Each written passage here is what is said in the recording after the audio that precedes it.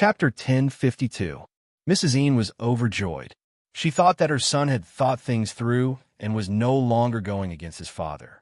However, she realized that although her son had eaten, he was in a trance and didn't respond to any of her questions. It was as if he had lost his mind. Ian Ji-hong's stupor frightened the Ian family. They invited one doctor after another. After the examination, they all said that everything was normal. He was healthy and eating well. However, Ian Ji-hong's state was obviously not right. Just as the Ian family was considering whether to invite the doctor who had recently treated their in-law's niece and was said to be very good, Ian Ji-hong suddenly woke up. "Dad, Mom, what's wrong with me?" Ian Ji-hong, who hadn't seen Wen Jingping for nearly half a month or had any physical contact with her, only felt that his mind was in a mess. He seemed to have forgotten something, but also seemed to have forgotten nothing. He was in a daze and couldn't tell what was real and what was not. "You don't remember?" Mrs. Ian rushed to her son's bedside as soon as she heard the noise. Hearing this, she subconsciously turned to look at her husband with confusion in her eyes. "Remember what?" Ian Ji-hong held his head and looked around. For a moment, he still didn't understand the situation. Mrs. Ian was afraid that she would agitate him, so she asked tentatively, "Did you forget what happened recently? Did you forget why you were at home?"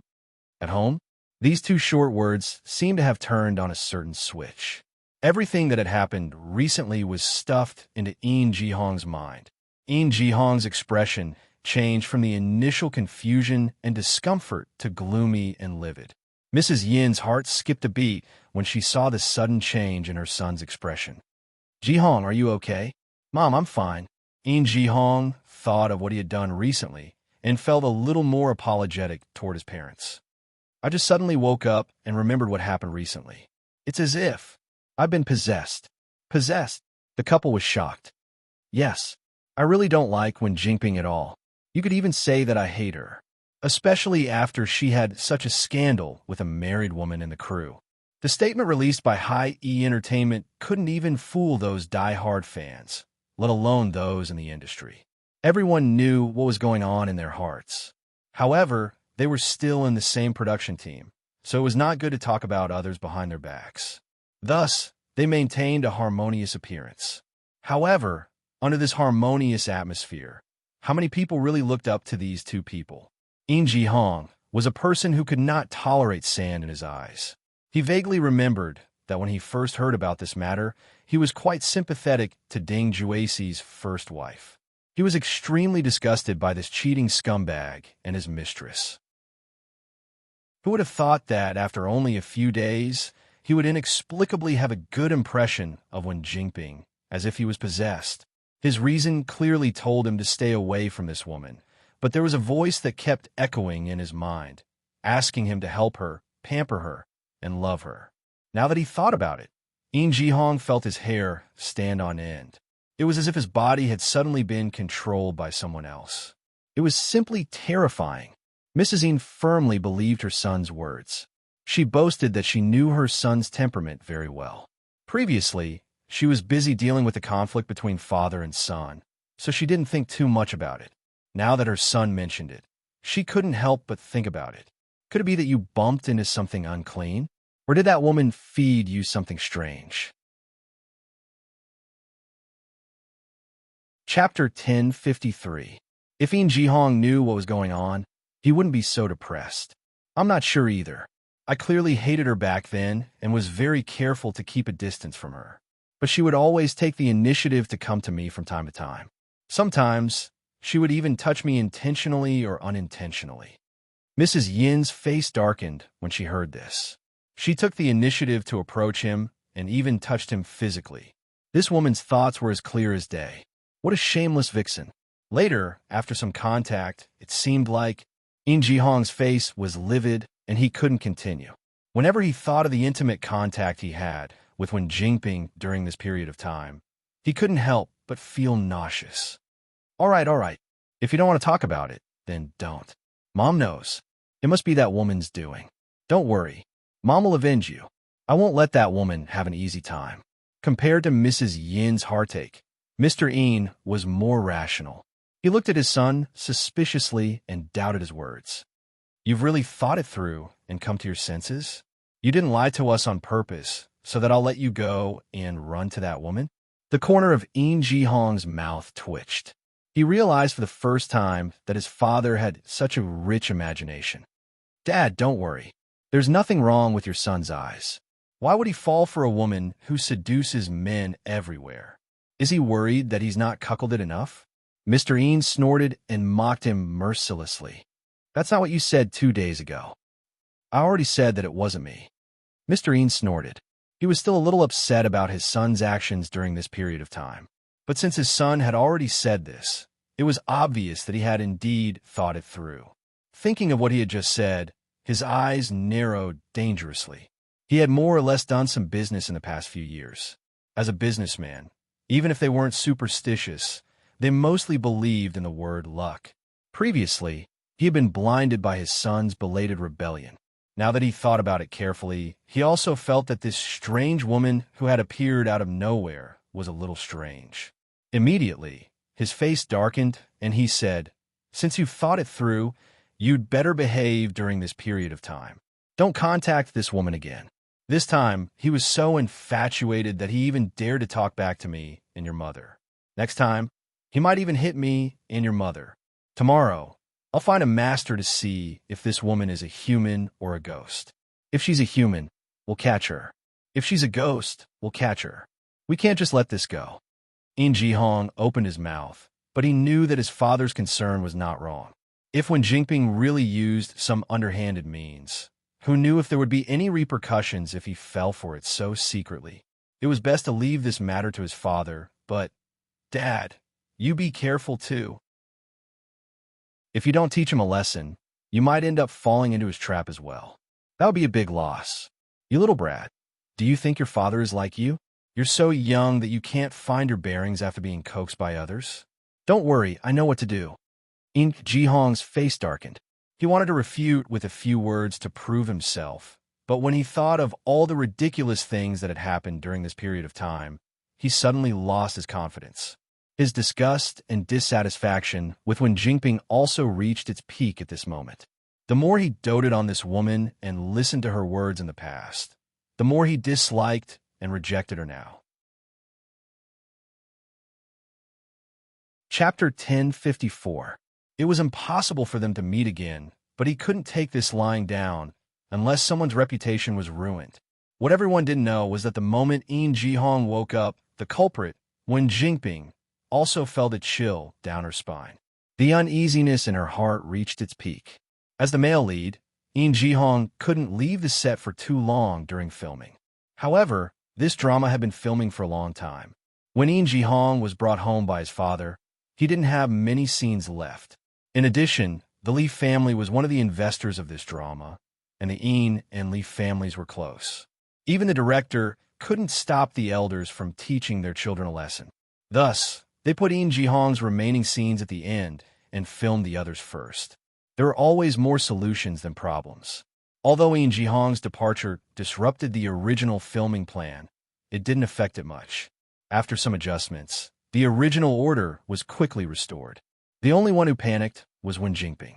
When In Ji-hong first asked for leave, she didn't realize the severity of the situation. She only thought that he had something to do at home and would be back in 2 days. In the end, In Ji-hong didn't come back in 2 days. Instead, she was asked to leave by the assistant director of the production team. Of course, it was Father Een who asked the director to leave. In Ji-hong was fine. It was normal for male leads to hang around the set every day. This woman was just a guest actress in the drama. Her scenes were completed in less than half a month, yet she refused to leave. It was obvious that she had ulterior motives. Wen Jingping was in disbelief when she was chased away. She hinted to the assistant director that she was In Ji-hong's woman. If the production team chased her away while In Ji-hong was away, it would be hard to explain when In Ji-hong came back. The assistant director couldn't help but laugh. "I know Miss Wen is young Master Yin's woman, but the person who asked you to leave the set is President Een. We're in a difficult position. Miss Wen is a smart person. You should understand our difficulties. Don't make it difficult for us." Wen Jingping froze, and her expression changed. "President Een? Which President Een? How many other President Eens can there be?" Of course, it's young Master Yin's father. Wen Jingping's heart skipped a beat. She finally sensed a trace of danger. Why would President Yin? Why would he contact us over such a small matter and interfere with our small production team's matters? The assistant director looked at Wen Jingping with a smile, but there was a trace of contempt and disdain in his eyes. You'll have to ask Miss Wen herself. You're asking me? Wen Jingping's expression froze slightly, and she subconsciously avoided his gaze. How would I know? Miss Su, do you know why young Master Yin's not coming to the set these few days? WY. Young Master Yin's hands, young masters, mothers, young masters' fathers, young Master Yin's? Now, it's President Yin who's asking you to leave through us.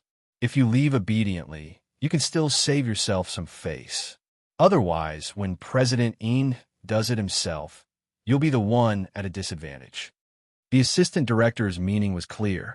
You're indeed Yin Jihong's woman, but no matter how powerful Yin Jihong is, he's still President Yin's son.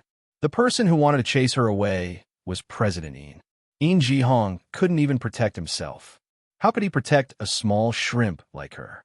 The production team was still asking her to leave. If she didn't know what was good for her, she would be chased out tomorrow.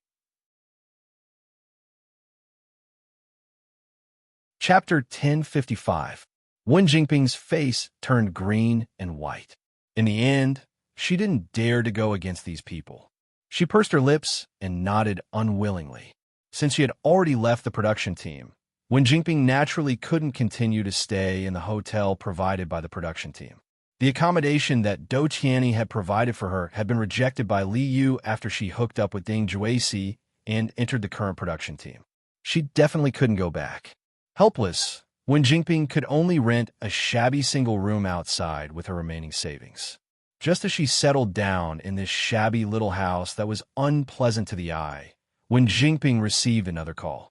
Not long ago, she had asked Yin Jihong to help her with a small endorsement deal, but it was gone. After that, a TV series where she had relied on Yin Jihong's relationship to get the role of the sixth female lead also called her. They politely told her that they had found a more suitable actress and regretted that they couldn't work with her. Of course, this was just an excuse. Wen Jingping finally understood the meaning of the assistant director's words. Yin Jihong had been caught by his father and couldn't even protect himself. After his father dealt with him, the next person to be dealt with would be her. What she had to face now was not only that her career, which had finally improved by relying on Yin Jihong, would once again enter a cold winter.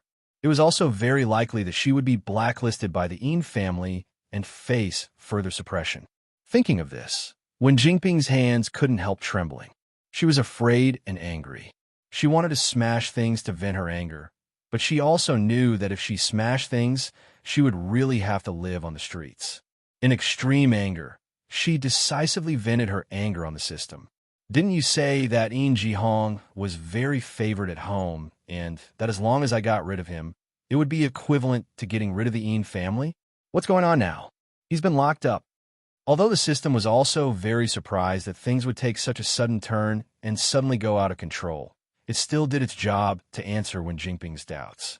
After testing, after the scandal between the host and Ding Juesi was exposed, the public's favorability decreased by 20%. Before this, Wen Jingping had a certain fan base. Most of these fans came from her previous live broadcast audience on Konami.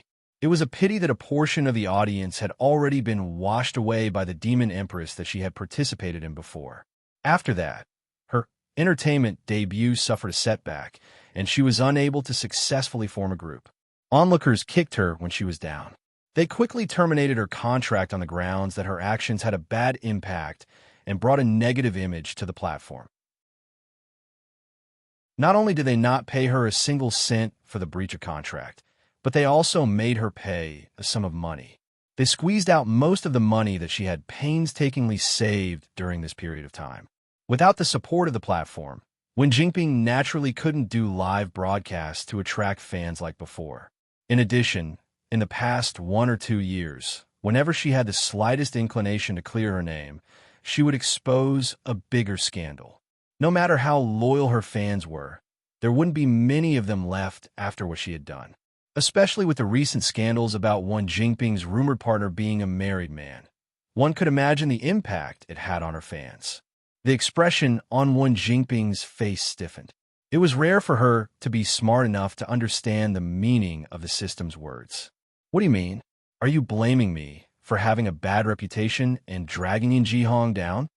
The system pretended to be dead and didn't respond, but the little program that was flying around in her mind was silently complaining. So you still have some self-awareness and know that you're dragging him down.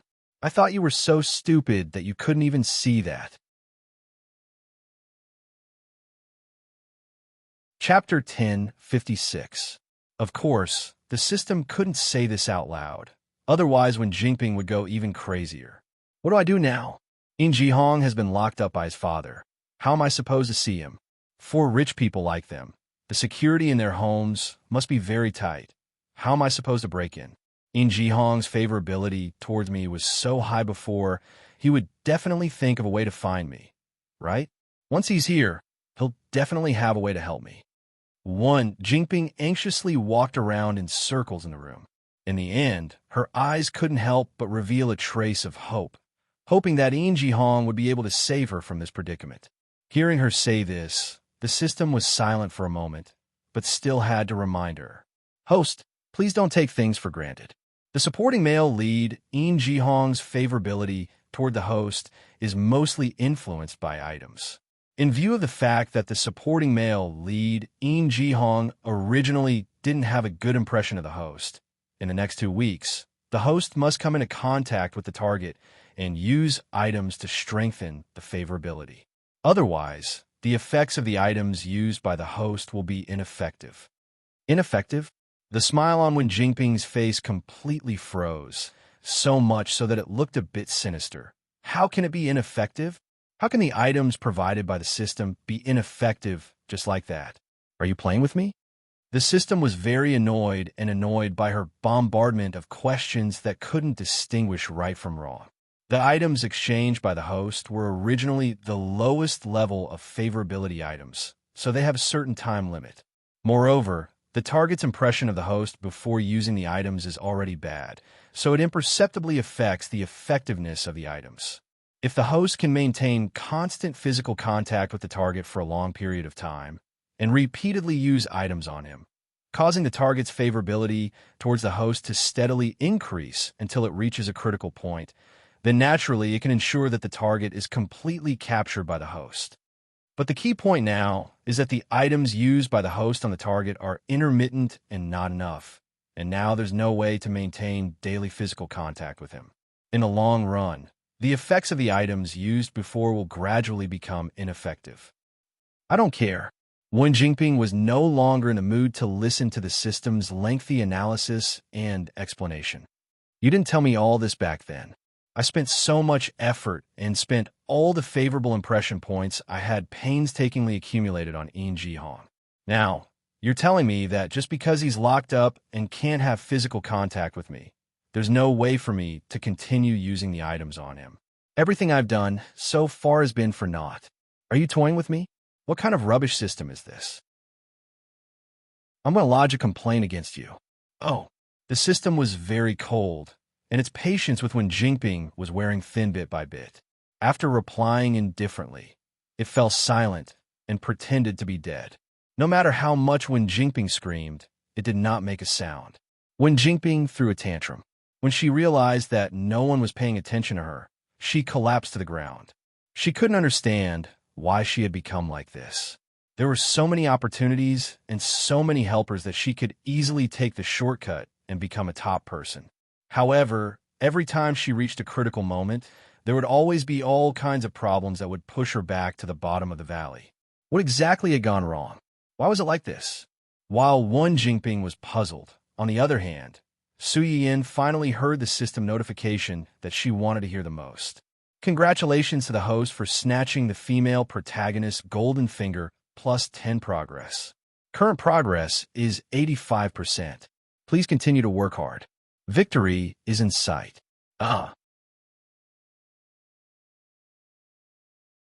Chapter 10:57. Su Yin's hand movements suddenly paused, and a light flashed through his eyes. Finally, Su Yin's lips curled up, but what happened?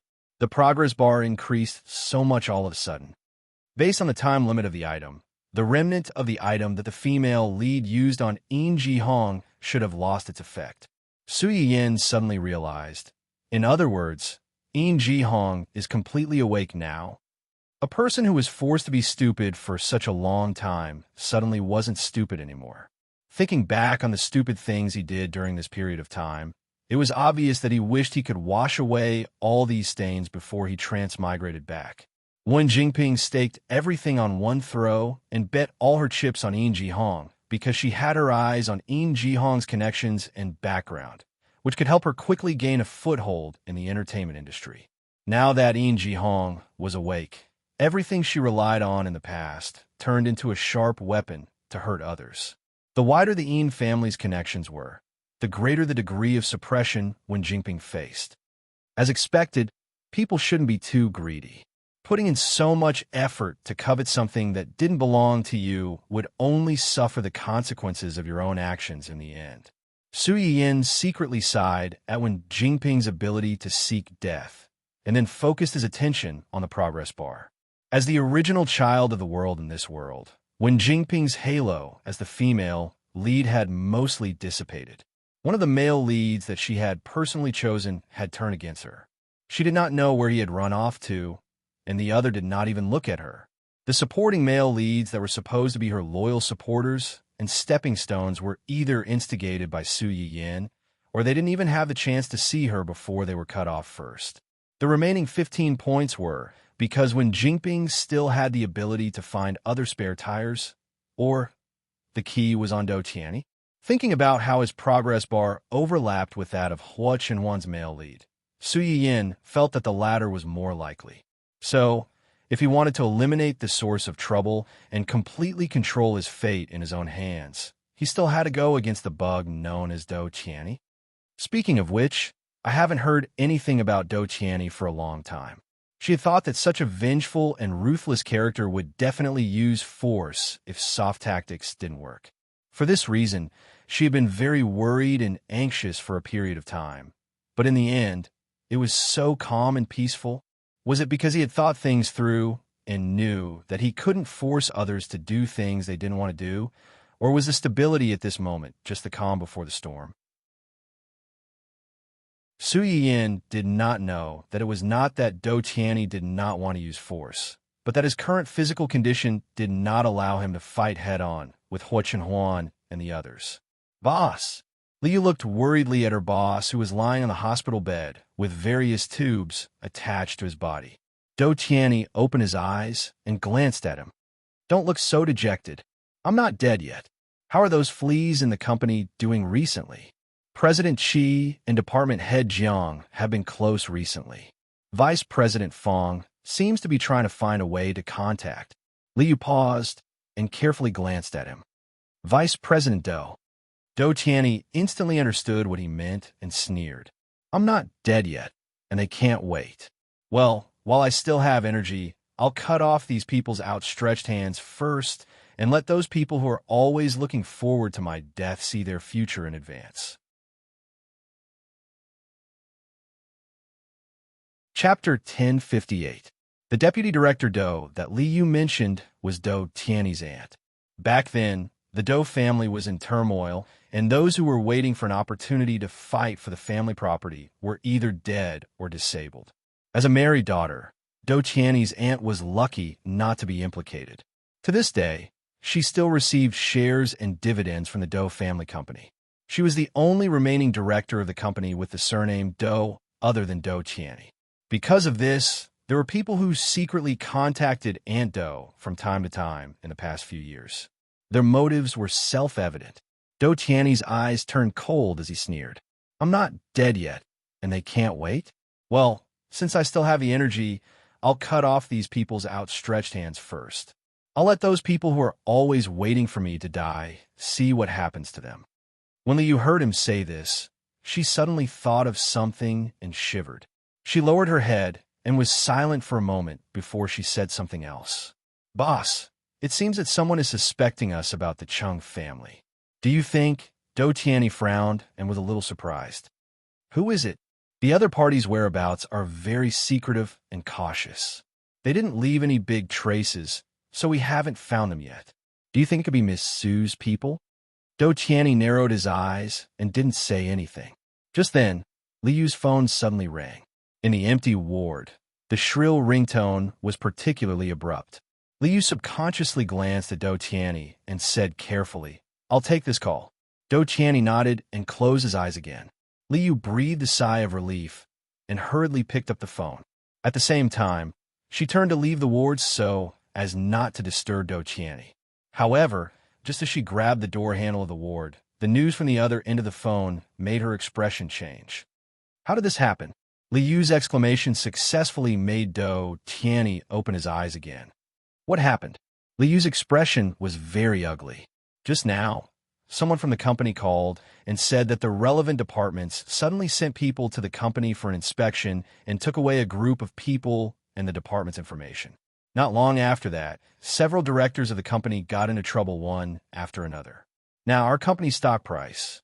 It would be fine if it was just some kickbacks, but the directors that Liu mentioned were also involved in a murder case. One was to allow his juniors to embezzle the hard-earned money of the people under him.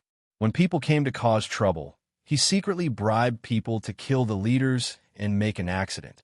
Then, he casually found another crime and blackmailed the victims' families. This caused several poor families who were already having a hard time to be ruined. There was also one who was more crazy in private. He especially liked to find those little girls who didn't know the ways of the world and let those pimps cheat many little girls for him to play with. Later on, when the girl's family came to make trouble, this person even beat the girl's parents to death and destroyed the evidence. No matter what it was, as long as it involved human lives, it couldn't be settled easily. Originally, because the people in the company were taken away for investigation, the company's image had already been seriously affected. At this sensitive time, these crazy past events suddenly broke out, and the company's stock price suddenly couldn't hold up. In addition, Do Tianyi was still in the hospital and couldn't get out. The whole Do enterprise could be said to be leaderless and fell into chaos all of a sudden. As soon as Do Tianyi heard the ins and outs of these things from Liu, he knew that there must be someone behind this matter. Otherwise, everything couldn't be so coincidental. Chapter 1059. However, Do Tianyi was still unable to determine who the person behind this was. Just as he was about to ask Liu to investigate the matter, his phone rang again. Liu thought that something had happened to the company again, so she didn't ask Do Tianyi for instructions and picked up the phone first.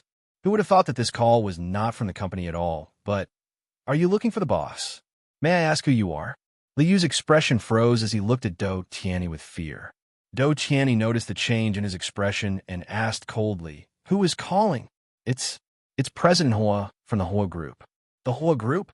Do Tianyi was stunned, but he quickly realized who Liu was talking about. His eyes turned cold as he reached out his hand and said, "Give me the phone." Liu felt as if he had been granted amnesty. He hurriedly handed over the phone as if he was holding a hot potato. Hua Chenhuan? When Hua Chenhuan heard Do Tianyi's voice, she did not beat around the bush and went straight to the point. "President Do, you must have received my gift. Are you satisfied?" Do Tianyi's face darkened. "It's you. It's me." Hua Chenhuan admitted it without hesitation, but there was a hint of coldness in her voice. "President Do, you gave my wife's family such a big gift. How can we not return the favor? So it's you." It was unexpected, but reasonable. Do Tianyi was not surprised, but he did not expect to meet Hua Chenhuan so soon. "Of course it's me. President Do, you might not know that I am a petty person. I don't like people touching my things, especially my people. I can't even stand to look at them, let alone kidnap or threaten them." "Oh." Do Tianyi raised his eyebrows and chuckled. "If someone did that, what would you do, President Hua? If you stretch your head too far, you'll be beaten. If you stretch your hand too far, you'll be chopped off. Since some people don't want it, I don't mind doing it for them." Do Tianyi sneered and said, "I'm afraid Mr. Hua doesn't have that ability. Whether one is capable or not is not just a matter of words. What happened today is just the beginning. I hope you can live until the end and see if I have the ability to cut off some people's extra hands. Hua Chenhuan's words accurately pierced Dou Tiany's heart. He had racked his brains and done so many things just so that he could live well. After saying this, Hua Chenhuan didn't care about Dou Tiany's reaction and directly hung up the phone. It was as if he had called to give Dou Tiany a heads up. He wanted him to know that his revenge had begun, but there was nothing he could do but watch the building collapse. Dou Tiany obviously knew what Hua Chenhuan was thinking. His face was so gloomy that it could drip water. Li Yu, who was watching from the side, was frightened. At the same time, he secretly admired President Hua from the bottom of his heart. He hadn't seen anyone who dared to provoke his boss so blatantly for a long time. Hua Chenhuan was not afraid at all, or rather, he had the confidence to confront the other party. As he said, the Dou group's scandals one after another, and the collapse of the stock was just an appetizer. He knew very well where Dou Tiany's bottom line was and how to destroy a person's bottom line. After dealing with Dou Tiany's matter, Hua Chenhuan returned home. Su Yiyin had just bathed the little guy and was busy applying moisturizer and talcum powder for him.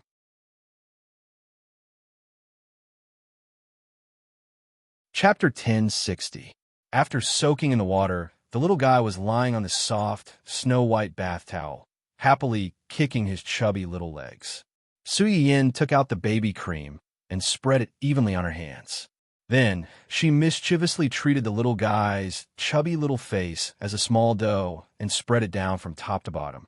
Then, she patted his chubby little face, making his chubby little face tremble. It was so cute. Su Yiyin didn't use much strength to wipe his face. Perhaps the little guy knew that she was playing with him, so he didn't cry.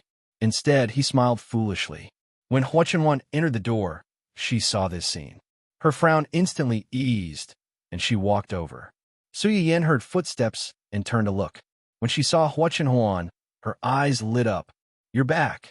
Hua Chenhuan saw that the two of them were having fun. After walking to Su Yiyin's side, she pinched her son's chubby little face and squeezed it like a toy. Hua Chenhuan didn't use much strength to pinch his face, but she couldn't stop him from pinching it back and forth. At first, the little guy was a little confused. After being pinched a few times, he finally reacted. His little mouth flattened, and he howled. Su Yiyin saw this and squeezed Hua Chenhuan away. She picked up the child and coaxed, "Good boy, don't cry.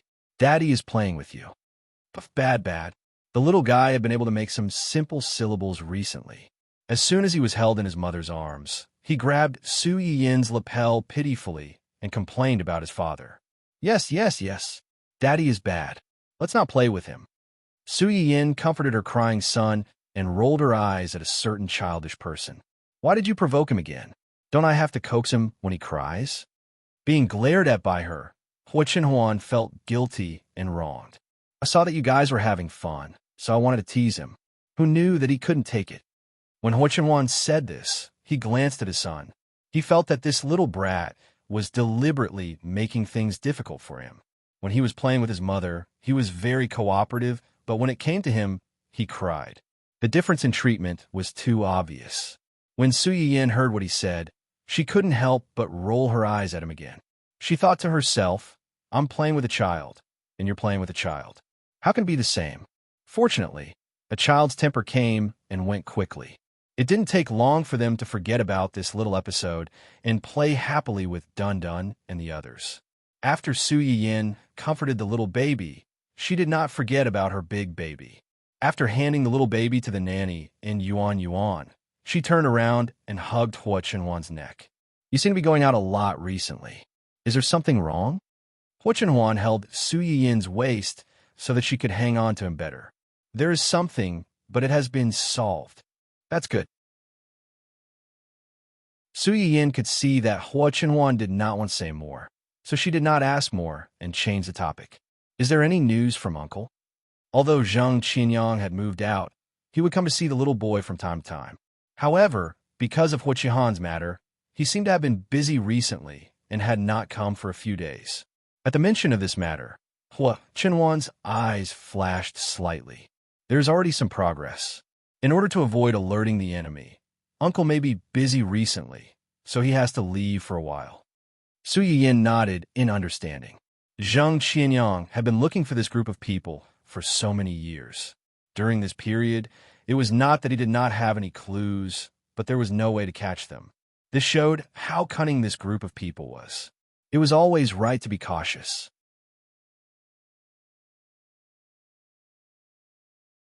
Chapter 1061. Tell him to be careful and come back early. Okay, Hua Chenhuan was no less worried about Zheng Qianyang than Su Yiyin, but he also knew that there were always some things in this world that were important enough to make people disregard life and death.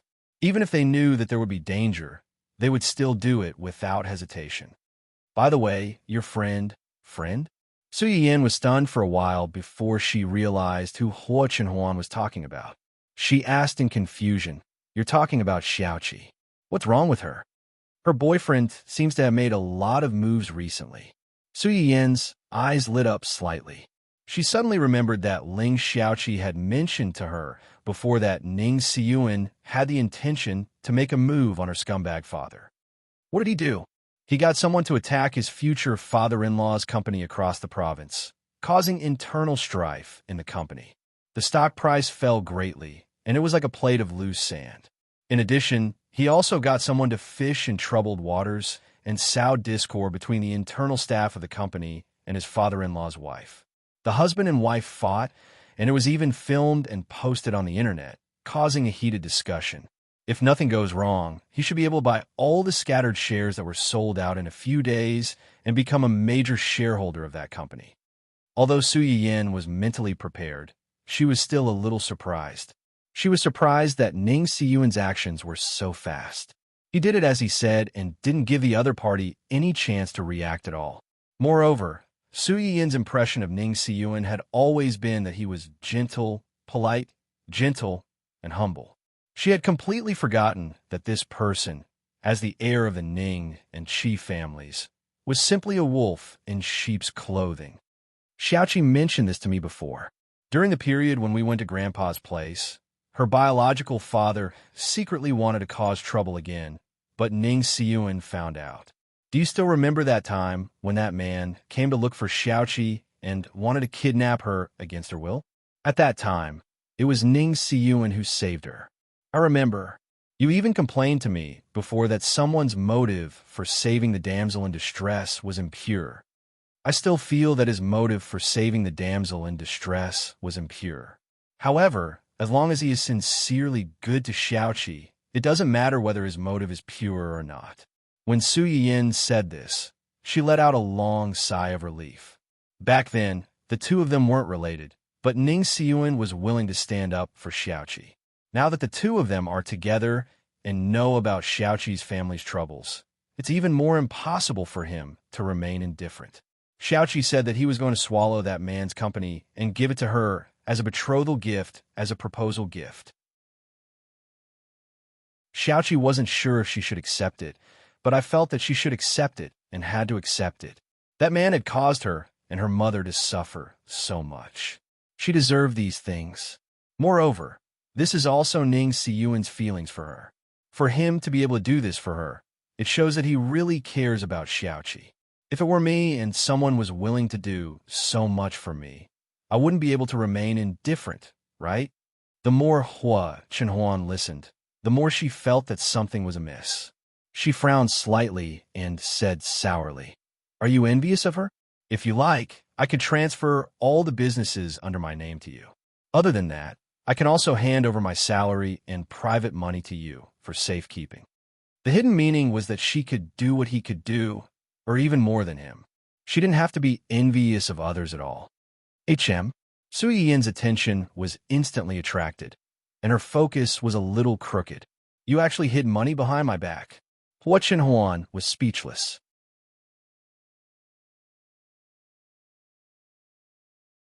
Chapter 1062. Ahem. Hua Chenhuan felt that he needed to defend himself. Actually, it's not considered a private stash. It's just the basic funds for the company's operations. I see. Su Yiyin muttered and stared at him with a half-smile. Okay, I'm just kidding. I don't want her private stash, nor am I envious of Xiaoqi. I'm just happy for her. Children from single-parent families have it harder than ordinary children. Her mother's family doesn't recognize her and her mother, so they've been living a hard life all these years. She and her mother are very strong-willed, so there's a limit to how much I can help them. Now that there's someone who's willing to stand up for her, dote on her, and give her the best things, I'm very happy. Everything will be fine. Hua Chenhuan lowered his head and kissed Su Yiyan's forehead. I hope so. Ning Xiyuan didn't disappoint Su Yiyan. He and Ling Xiaoqi started dating with the intention of getting married. Everyone in the family, including Ning True, who was always running around and having fun, knew about Ling Xiaoqi's existence. It could be said that the two families had long regarded Ling Xiaoqi as part of their family. When they heard about the troubles in Ling Xiaoqi's family and knew that Ning Xiyuan wanted to stand up for her, they didn't have any objections. They even brainstormed together to help him think of a way to quickly bring down a certain scumbag father's company. The Qin family was considered a respectable family in their world, but in front of the Ning and Qi families, this was not enough. Ning Xiyuan just worked with a few partners to secretly suppress the Qin family's company for a period of time, and the Qin family's company's capital chain was broken. The small shareholders in the company saw that the situation wasn't good and began to sell their shares. Some of the management-level employees heard the news and started to resign one after another. In just a few days, the huge company fell apart. By the time Qin Fonda reacted, the company had already become an empty shell. However, this wasn't the worst. Qin Fonda hadn't even thought of a way to get through this terrible crisis before he was completely knocked down by another piece of bad news. He, who had always been at home, had never expected that there would be a day when the wheel of fortune would turn on him. He had been cheated on by his own wife. The one who cheated on Qin Fonda was an executive in his company and also his wife's first love. This man met Mrs. Qin in university and fell in love with her. However, because of his poor family background, Mrs. Qin's family forcefully broke him up and even used some tricks to chase him away. Not long after, Mrs. Qin's parents quickly arranged a marriage for her, and the man was Qin Fonda. From this point of view, Qin Fonda could actually be considered as one of the accomplices in separating this pair of ill-fated Mandarin ducks. However, at that time, Mrs. Qin was still young, even though she was stubborn and did a series of shocking things to ruin this marriage. In the end, she couldn't resist the pressure from her family and the destruction of reality. She compromised and married Qin Fonda. When they first got married, Qin Fonda was at his worst. It wasn't that Mrs. Qin didn't fight with him, but later on, she had a son. Mrs. Qin, on the other hand, settled down and focused on raising the child. She completely treated this child as her only spiritual support. Because of this, when she reunited with her first love after so many years, and the other party was still deeply in love with her and took the initiative to pursue her, Mrs. Qin cared about her son and didn't immediately accept this former first love.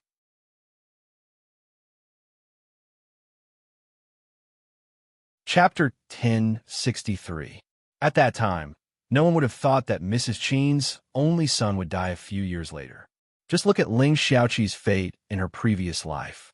How crazy would a mother become after losing her child? Her son's death was the last straw that broke Mrs. Qin's back.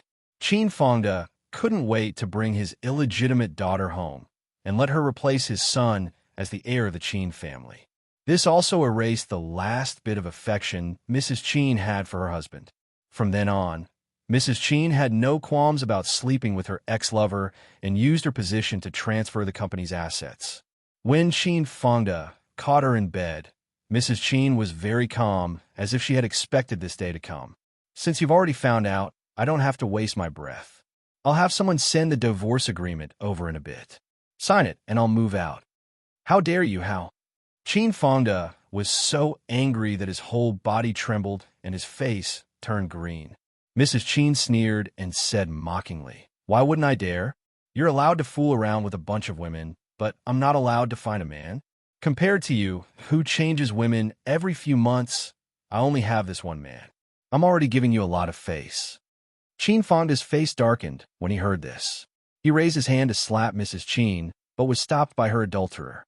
Qin Fonda's body had been hollowed out by years of sensual pleasures. How could he be a match for Mrs. Qin, his first love, who worked out all year round? After being pushed by him, she staggered back a few steps and almost fell. He finally steadied himself, and his face was as dark as the bottom of a pot. "Eve, what's wrong with us? You want to hit me? Did I say something wrong? What right do you have to hit me? I've dealt with a lot of women for you all these years. If it wasn't for Junwoo, I would have divorced you a long time ago. Now that Junwoo is gone, your heart isn't with our family anymore. Just divorce. It'll be good for everyone." Qin Fonda's eyes were red and his face was twisted. "Impossible. Don't think I don't know what you're trying to do. Do I look like such a stupid person to divorce you and let you two live together? You want a divorce? No way." Qin Fonda was naturally unwilling to wear this green hat, but he had his own considerations. Mrs. Qin was a member of the D family. Back then, the marriage between the two families was because both families were well-matched in terms of social status. Marriage would benefit both families' businesses. Although the D family's development was not as good as the Qin family's, they still had some assets. Now, he was about to go bankrupt with a huge debt. At this juncture, if he really let her divorce him, he would have to bear all these debts alone. On the other hand, if the two of them did not divorce, their assets would be joint assets, and so would their debts. Although she was a married daughter, she was still a member of the D family. If he really had to go into debt, the D family would help him out for Mrs. Qin's sake so that he wouldn't have to live in such a miserable state. It could be said that Mrs. Qin was Qin Fonda's only hope right now. How could he let her go just because he was angry? Mrs. Qin's expression changed when she heard this. She looked at the man who had been entangled with her for more than 20 years. There was no longer any affection in her eyes. All that was left was a strong sense of anger and resentment. You don't agree? Do you still think you're the high and mighty CEO of the Qin Corporation? Qin Fonda, wake up. You've long been deserted by everyone. Now, anyone can crush you like an ant.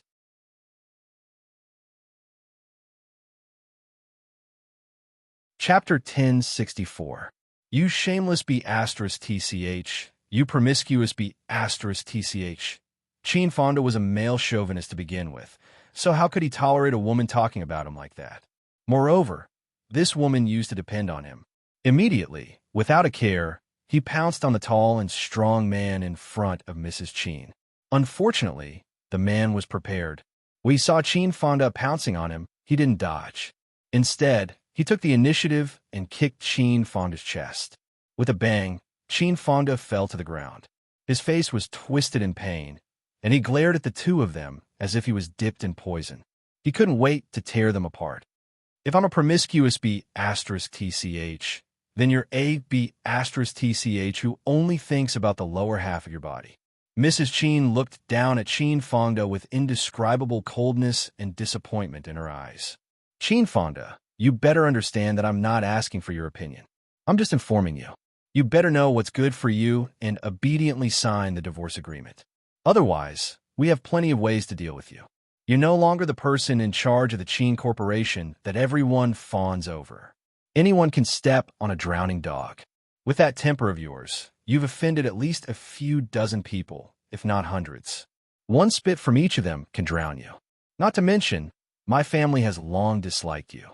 You probably don't want those enemies of yours to know that you, Qin Fonda, are not only useless, but also have such a big cuckold on your head, right? It's embarrassing that I've been cuckolded, but if this gets out, aren't you afraid that people will say that you're shameless and fickle? Reputation is something that only the poor should consider. Just like how you've had so many women outside before. Would you care about what others say? After leaving you, I'm still the young lady of the D family. No matter how much they look down on me and how much they say behind my back, they wouldn't dare to really do it in front of me. But it's different for you. Hearing this, Qin Fonda's expression changed again. Just as the person in front of him said, although he didn't openly have women outside, he didn't deliberately hide it either. For one, he didn't think it was something shameful for a man. For another, he thought that those who criticized him behind his back were just jealous of him. Moreover, those people who couldn't even make him look at them directly, no matter how bad they were behind his back. Wouldn't they have to pretend to be mute in front of him? But now, he was like a tiger in a flat land. Being cuckolded wasn't something he should be proud of. These people didn't dare say anything in front of the D family, but they would definitely run to him. Qin Fangda's face turned even uglier at the thought of the possible humiliation he would suffer after this matter was exposed. Mrs. Qin saw the change in his expression, and the mockery in her eyes intensified. Since I've already said what I wanted to say, I'll move out today. I'll give you one day to think about it. I want to see the divorce agreement tomorrow. Otherwise, don't blame me for being rude. I'm UBB Qin Yin. When Su Yin heard about this, he was completely dumbfounded. Qin Fangda's wife took her old lover as her first love's lover and made Qin Fangda a cuckold. This was too unexpected. Su Yin's impression of this woman was still limited to Ling Xiaoqi's one-sided description of her in his previous life and the pile of information he found after the investigation. He had no idea that there was such a thing behind the scenes.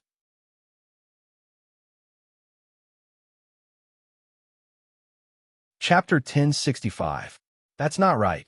After the initial shock, Su Yin quickly realized that something was wrong. Didn't Mrs. Qin have an affair with Qin Fangda's brother? Where did this first love come from? Could it be that the information back then was wrong? It's not really wrong. Based on the information, Mrs. Qin was probably forced to break up with her current lover. Not long after that, her family arranged for her to meet Qin Fangda and wanted to set them up. Unexpectedly, this aroused Mrs. Qin's rebellious mentality. She didn't follow her family's arrangement to develop a relationship with Qin Fangda. Instead, she took the initiative to hook up with Qin Fangda's brother. However, because of the Qin family's internal power struggle, Qin Jinghong got into trouble. Qin Fangda was the only healthy person left in the Qin family. She had no choice but to follow her family's arrangement and marry Qin Fangda. After listening to Hua Chenhuan's explanation, Su Yin only felt shocked and ironic. Rebellious mentality? Her rebellious mentality really came late. If she was really so unwilling, she wouldn't have broken up with him back then. Who was she trying to disgust by doing this after they had already broken up? Sometimes, people were so contradictory. She had already made a choice, but because she didn't want others to think that she was weak and betrayed him first, she would cover her ears and steal the bell. Little did she know that these actions just proved that she was guilty. They divorced? They did. Her lover was quite capable. He forced Qin Fangda to spend a lot of money and didn't let Mrs. Qin suffer any losses. Su Yin snorted coldly. This is called evil people will be dealt with by evil people. This isn't the most infuriating thing.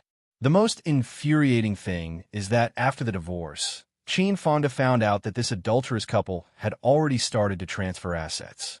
After the divorce, not only did he lose most of his efforts to Mrs. Qin, but he also completely emptied his funds. In a fit of anger, he had a stroke and was hospitalized. When Su Yin heard this, she didn't know why, but she suddenly felt that it was a bit unreal. This man who had been haunting Ling Xiaoqi for more than 20 years actually had a stroke and collapsed? If he had a stroke just like that, then his company, Hua Chenhuan, didn't answer directly, but tactfully told the truth.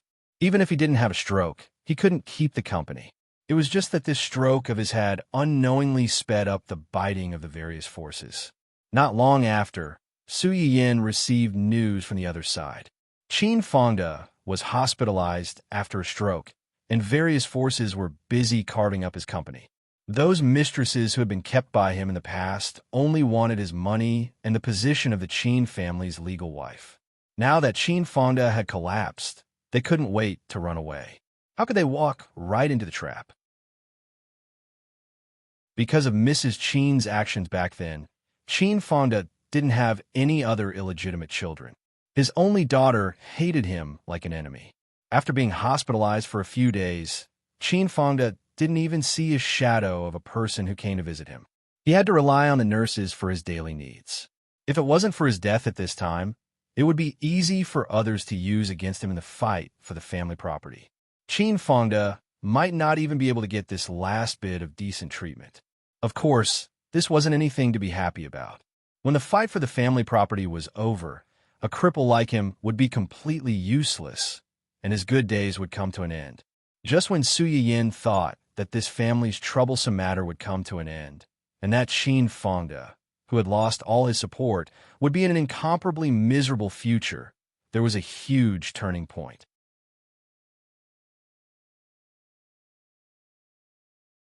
Chapter 1066. What did you say? Qin Fangde's son's death has something to do with Mrs. Qin's lover? To be precise, it has something to do with the Qin family and her lover. Although Su Yiyin had guessed that Qin Fangde's son's death might have been intentional, she was still a little shocked when it was confirmed.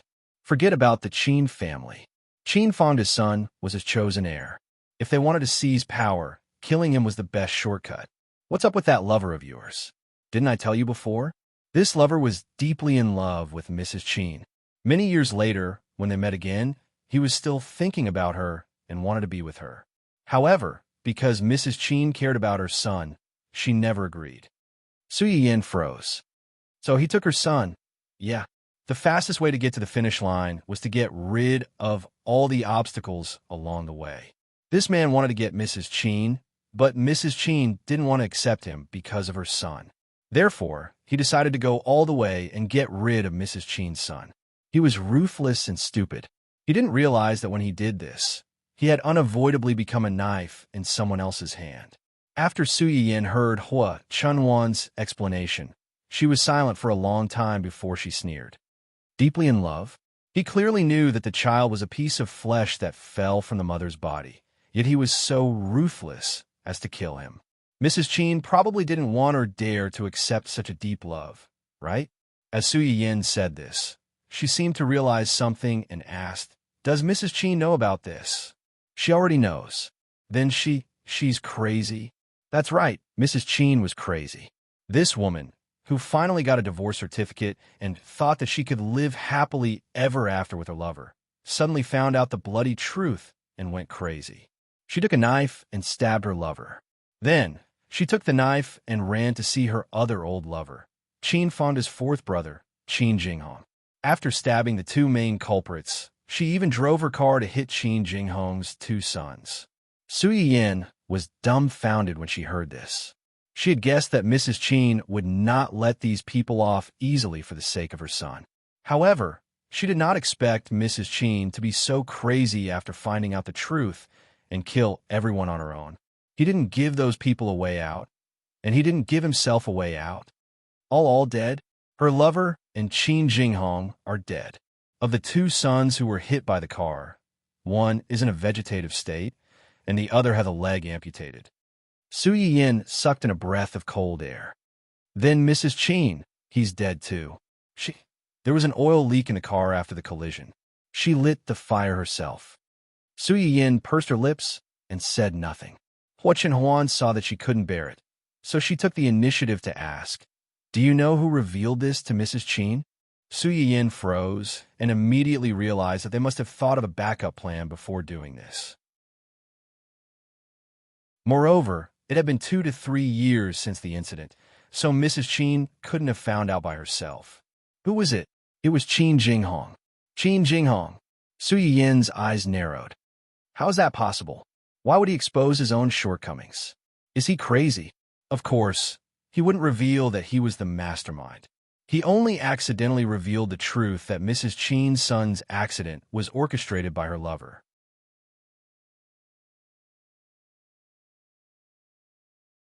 Chapter 1067. Su Yiyin was even more confused when she heard this. Why would he do that? For revenge. Revenge. Su Yiyin had a flash of inspiration. Because of what happened back then. Back then, Mrs. Qin was forced to break up with her boyfriend. She didn't want to accept the marriage arranged by her family so quickly, so she took the initiative to seduce Qin Jinghong to discuss Qin Fangde. Later, Qin Jinghong failed to seize power. Although he survived, he was paralyzed from then on. Mrs. Qin immediately abandoned him and threw herself into Qin Fangde's arms. Because of this, any man with a little self-respect would never forget the humiliation this woman brought to him. It wasn't strange that Qin Jinghong would do something like this. Su Yiyin pursed her lips. Karma was a circle, and retribution was not good. Mrs. Qin probably never thought that she would taste the bitter fruit of her actions back then more than 20 years later. Since Qin Jinghong pushed that lover out, he must be confident that this matter wouldn't implicate him. Then why did Mrs. Qin still? Have you heard of this saying? What? The mantis stalks the cicada, unaware of the oriole behind. Hua Chenhuan pinched his wife's confused little face and said with a smile, Qin Jinghong was the one who pushed her lover. Qin Jinghong, on the other hand, was pushed out by Ning Siyuan. Su Yiyin's eyes widened. You mean, that's why I said that guy was an old fox in sheep's clothing. He knew everything and didn't do anything on the surface. He only pushed them when necessary and let them kill each other. Su Yiyin breathed a sigh of relief when she figured out the true identity of the person behind this. This means that he did put in a lot of effort. But Su Yiyin frowned. Did Mrs. Qin do something to Xiaoqi? That day, out of caution, she even reminded Ling Xiaoqi that she and Ning Siyuan not only had their eyes on Qin Fangda, but also had to be wary of Mrs. Qin. Now that Ning Siyuan was treating her so harshly, it was most likely because Ling Xiaoqi had gone back and told him what she had found out. That was why he was so ruthless to her. As the saying goes, killing a person's heart. Giving a person who had been pushed to the brink of despair when they thought that they could finally throw away the past and start anew was crueler than letting them despair from the beginning. Su Yiyin should have felt sympathy for her, but when she thought of Ling Xiaoqi's miserable ending in her previous life, she felt that sympathy was a luxury.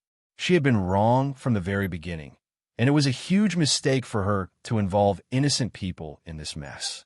Now that she had ended up like this, it was the price she had to pay for making so many mistakes. She couldn't blame anyone else. The battle between the sandpiper and the clam came to an end just like that under Ning Siyuan's careful planning. The only winners were Ning Siyuan, the fisherman who had been hiding until the very end, and Ling Xiaoqi, who had never been involved in this matter. Su Yiyin finally noticed what was going on at Dou Tianyi's side after watching the Qin family's drama for a few days. The person in charge of the Dou Corporation suddenly fell ill and was hospitalized for emergency treatment. The corporation is leaderless and its stock price plummeted. Su Yiyin's first reaction when she saw the news was that it was impossible. Dou Tianyi's condition shouldn't have deteriorated so quickly. Moreover, he was clearly the male lead of this world. It's true. The sudden voice behind her startled Su Yiyin. She turned around and realized that it was Hua Chenhuan. It's true. Yeah, Dou Tianyi was hospitalized a week ago and hasn't been out since. Does he not want to come out or can't come out?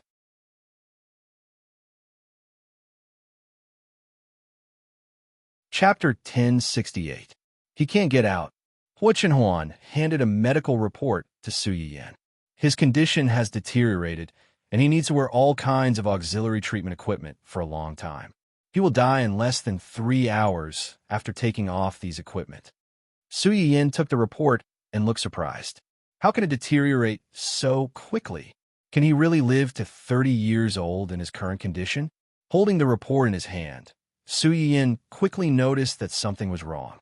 How could Hua Chenhuan have Dou Tianyi's medical report? Considering the recent situation of the Dou family's company, Su Yiyin suddenly looked up at Hua Chenhuan and asked tentatively, "Did you do the Dou family's business?" "It was me." "When did it happen? What did you do?" Hua Chenhuan looked into Su Yiyin's bright eyes and didn't hide anything. "Quite early. The first time Hua Chenhuan noticed this guy was when the other party started investigating Su Yiyin. At that time, Hua Chenhuan only gave the other party a small warning and destroyed part of their company's business as a warning. Who knew that this person didn't restrain himself, but became more aggressive and dared to attack Su Yiyin in public. This really angered Hua Chenhuan and made him serious about attacking Dou Tianyi's company. I asked someone to contact Dou Tianyi's aunt. Not long after Dou Tianyi sent people to arrest Su Yiyin. Dou Tianyi's aunt? He has an aunt. Didn't you say that most of his family members are already? His aunt got married a long time ago. When the Dou family was in chaos, it didn't affect her much. I see. Su Yin suddenly understood. Then you contacted her. Is it useful? There are few people left in the Doe family. Now there are even fewer people who still have shares in the company and have a certain right to speak. She happens to be one of them. Moreover, it wasn't as if she didn't have any thoughts of seizing power. I just gave her a chance and something to rely on. You want them to kill each other, and then buy Do Tiany's company? I'm not interested in that company. Hua Chenhuan hesitated for a moment and decided to be honest with Su Yiyin. Actually, what happened to Grandpa was related to him. Su Yiyin's hand paused abruptly. What did you say? Grandpa's matter had something to do with him? Is he the one behind Cheng Fenglang and Song Yinyuan? Yes. Su Yiyin's face was as black as the bottom of a pot.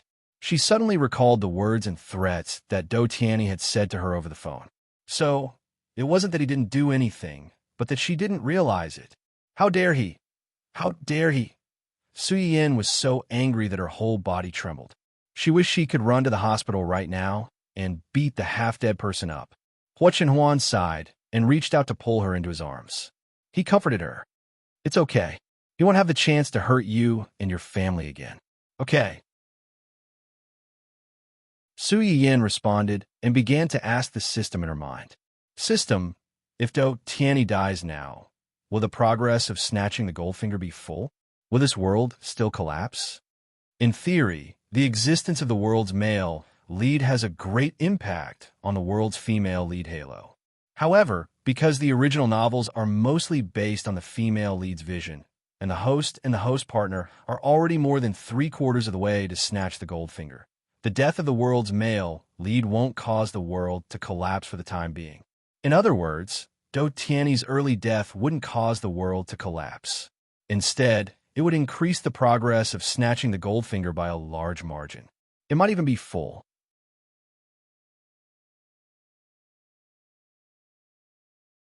Chapter 1069.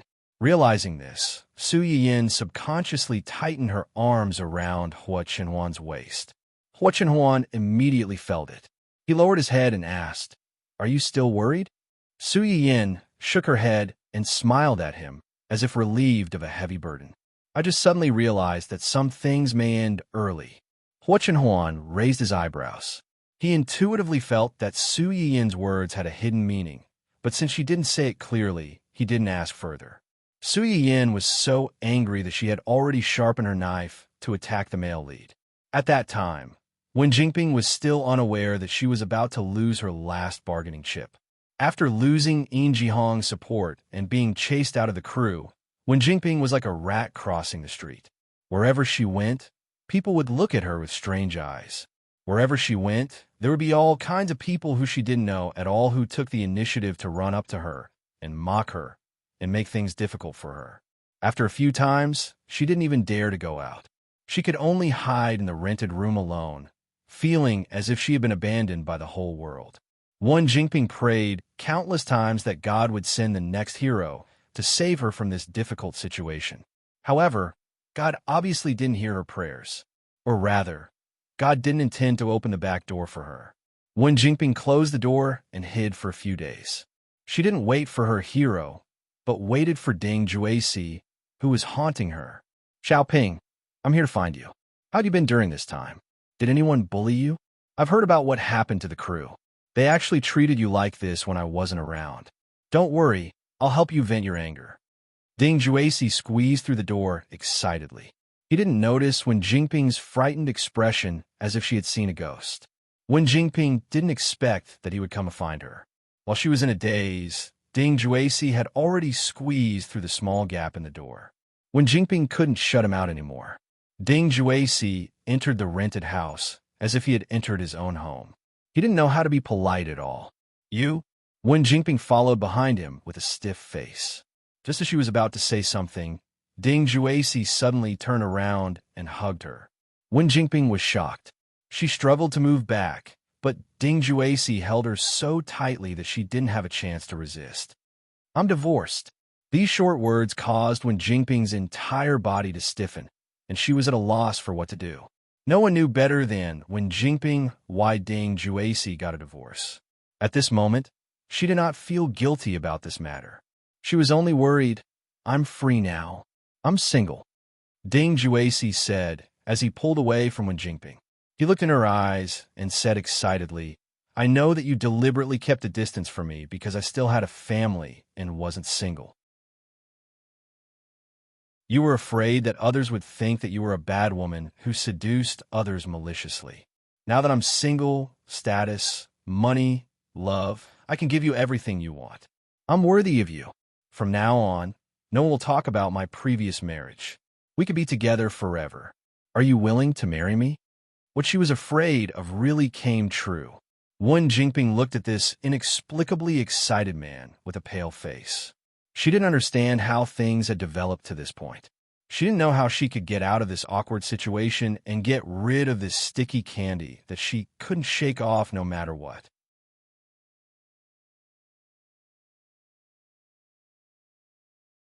Chapter 1070. Before Wen Jingping could think of an excuse, the sharp mechanical voice sounded first. "Warning, warning. The host cannot have a relationship beyond friendship with men other than the male protagonist, especially not have any physical relationship with men other than the male protagonist. Otherwise, you will be severely punished by the system. Otherwise, you will be severely punished by the system." Wen Jingping shuddered and subconsciously pushed Ding Juesi away. "Little Ping?" Ding Juesi looked at Wen Jingping in confusion and surprise. Wen Jingping pursed her lips and braced herself to say, Brother Ding, you misunderstood. I never wanted to destroy your family. I just treat you as an older brother. Green Tea's special saying, I only treat you as an older brother. It was even crueler than giving out the good guy card." When Ding Juesi heard her say that, his face went blank for a moment, and then it became distorted. He tried hard to take a few deep breaths before he could barely maintain the calmness on his face. He said stiffly, "Are you worried about me and my wife?" "No, I should say about me and my ex-wife. Don't worry. I've already divorced her, and the children belong to her. Now, we're minding our own business. She won't come looking for trouble with you." Wen Jingping was a little annoyed when she heard what he said. "What does it have to do with me, whether you're divorced or not? Why do I have to be with you if you're divorced? Literature on the 19th floor, even if you're divorced from your ex-wife. Your ex-wife won't come looking for trouble with me in the future, but those self-proclaimed righteous defenders won't let me off easily. In the eyes of these people, your divorce has something to do with me. If I really get together with you, won't I be the mistress of another family?" Although her current reputation wasn't any better, she wasn't a fool. Wouldn't the title of a mistress who hooked up with a married man be the same as pushing her to a dead end? Wen Jingping pulled Ding Juesi's hand away from her arm without a trace. She avoided his gaze and said softly, "Brother Ding, you've really misunderstood. I really only treat you as an older brother. Don't be like this. You're scaring me." Ding Juesi's face darkened on the spot. However, looking at her expression, he didn't harden his heart. Instead, he found an excuse for her. "You're lying to me, right? Did someone force you? Tell me. I'll protect you. Is it Ian Jihong who forced you to say that?" The more Ding Juesi spoke, the more he felt that he had guessed correctly.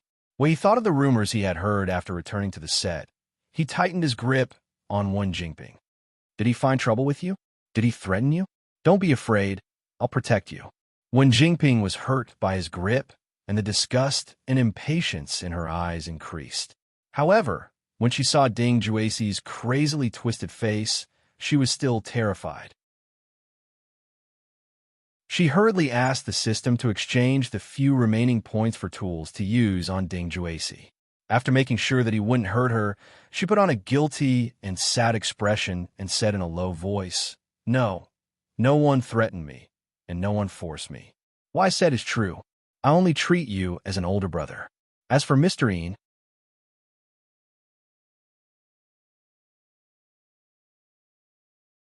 Chapter 1071.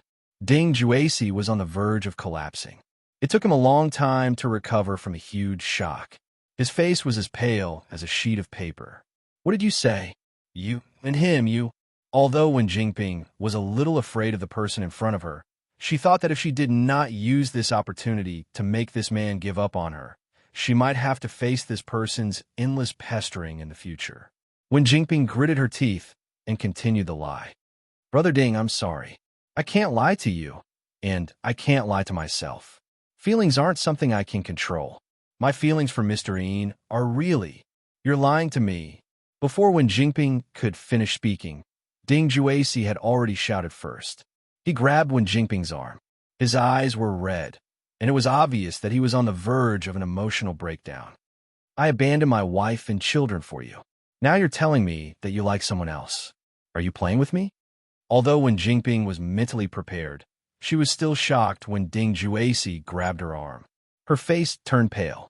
Brother Ding, calm down first. That's not what I meant. Then what do you mean? Ding Juesi seemed to have lost control of his emotions. Even the items that Wen Jingping had exchanged for were not working. You want to abandon me and run away with another man, and you want me to calm down? How do you want me to calm down? How do you want me to calm down? Wen Jingping was stunned by Ding Juesi's shout. After a while, she said in a trembling voice, Don't be agitated. It's me. I'm not good enough for you. Don't talk to me about this nonsense. Let me ask you one thing. Are you willing to be with me? Are you willing to marry me? Before she could finish speaking, Ding Juesi took a step forward and forced Wen Jingping to a corner. He threatened in a low voice, I don't care if you're really reserved or pretending to seduce me. It's all thanks to you that I've become like this. It's best if you're willing. If you're not. Wen Jingping's expression changed slightly. She was afraid that he would really do something to her. So she subconsciously asked the system for help. System, what should I do? He seems to have gone crazy. Will he attack me? I'm alone now. If we really fight, I won't be able to beat him. What should I do? Think of a way to save me. The favorable impression points collected by the host during this period of time are too low. You are unable to exchange them for supplementary items. Please think of a way to get out of this predicament. To sum it up, if you want me to help you without any benefits, you'll have to pray for yourself. Wen Jingping was so angry that she ground her teeth. If not for the fact that the timing was not right, she would have cursed on the spot. In the end, Wen Jingping admitted defeat when she met Ding Juesi's cold and stern gaze. She lowered her head slightly and said softly, It's my blessing that Brother Ding is willing to be with me. I'm just worried that they will misunderstand Brother Ding because of me and get you scolded. Ding Juesi's expression finally improved when he heard her words. He coaxed her in a low voice. No, they will only envy me and be jealous of me. Even if you're unhappy, you won't dare to say anything in front of me. You don't have to mind it at all. Okay. Wen Jingping lowered her eyes to hide the annoyance and impatience in her eyes. Initially, she thought that she could buy some time by admitting defeat so that she could think of a better way to get rid of this person. However, she did not expect that after Ding Juesi comforted her, his hands would start to touch her waist dishonestly.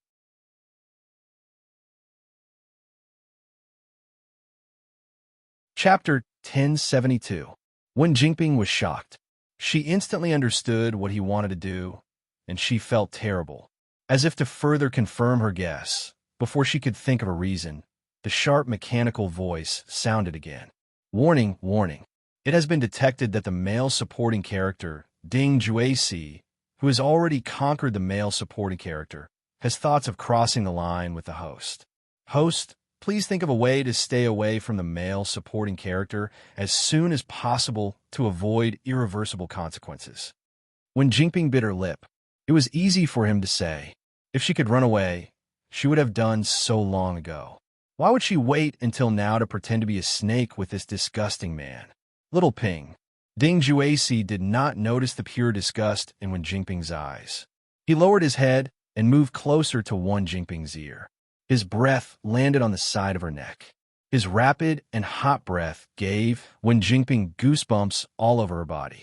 Wen Jingping understood that she could not avoid the situation at this point. She also knew that if she did not take action, something irreversible might really happen. She was completely forced into a dead end. She gritted her teeth and screamed, Brother Ding, behind you. Ding Juesi was stunned. He instinctively looked behind him. Wen Jingping seized the opportunity when he was distracted. She used all her strength to push him forward. Ding Juesi was completely unprepared for her to do this. He staggered a few steps back and almost fell. When he finally stabilized himself, Wen Jingping had already taken the opportunity to rush to the half-closed door. When Ding Juesi squeezed himself into the room, Wen Jingping was already a little scared. She was worried that he would force himself on her, so she did not close the door tightly. However, before a person encountered the worst thing, they would always have a little bit of hope in their hearts. Wen Jingping was the same. However, Ding Juesi's actions after entering the room had undoubtedly smashed Wen Jingping's little bit of hope into pieces.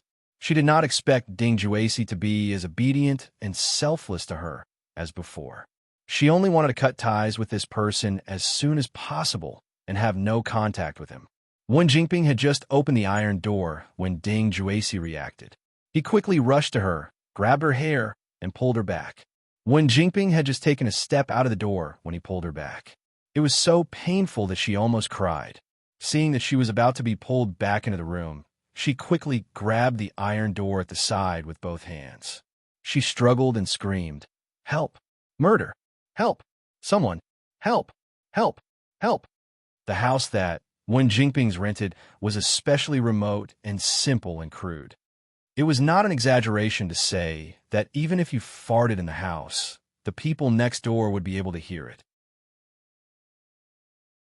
Now that she was shouting at the top of her lungs, almost everyone in the building could hear her. For a moment, the surprised, curious tenants all opened their doors and looked in their direction. Wen Jingping's eyes lit up when she saw this. She shouted even more energetically, "Save me! Save me! This man wants to kill me. He wants to harm me. What nonsense are you talking about?" Ding Juesi's face was livid. He glanced at the few men who were eager to come over and take a look. He said coldly, "My girlfriend is quarreling with me because of some things. Please don't meddle in other people's business." The few men who had wanted to save Wen Jingping when they saw her crying like a pear blossom in the rain stopped in their tracks when they heard this. They looked at each other and did not go forward. Wen Jingping panicked when she saw this. "No, don't listen to his nonsense. I'm not his girlfriend. He's lying. He wants to force himself on me and humiliate me. You can't leave me in the lurch. Save me, please save me."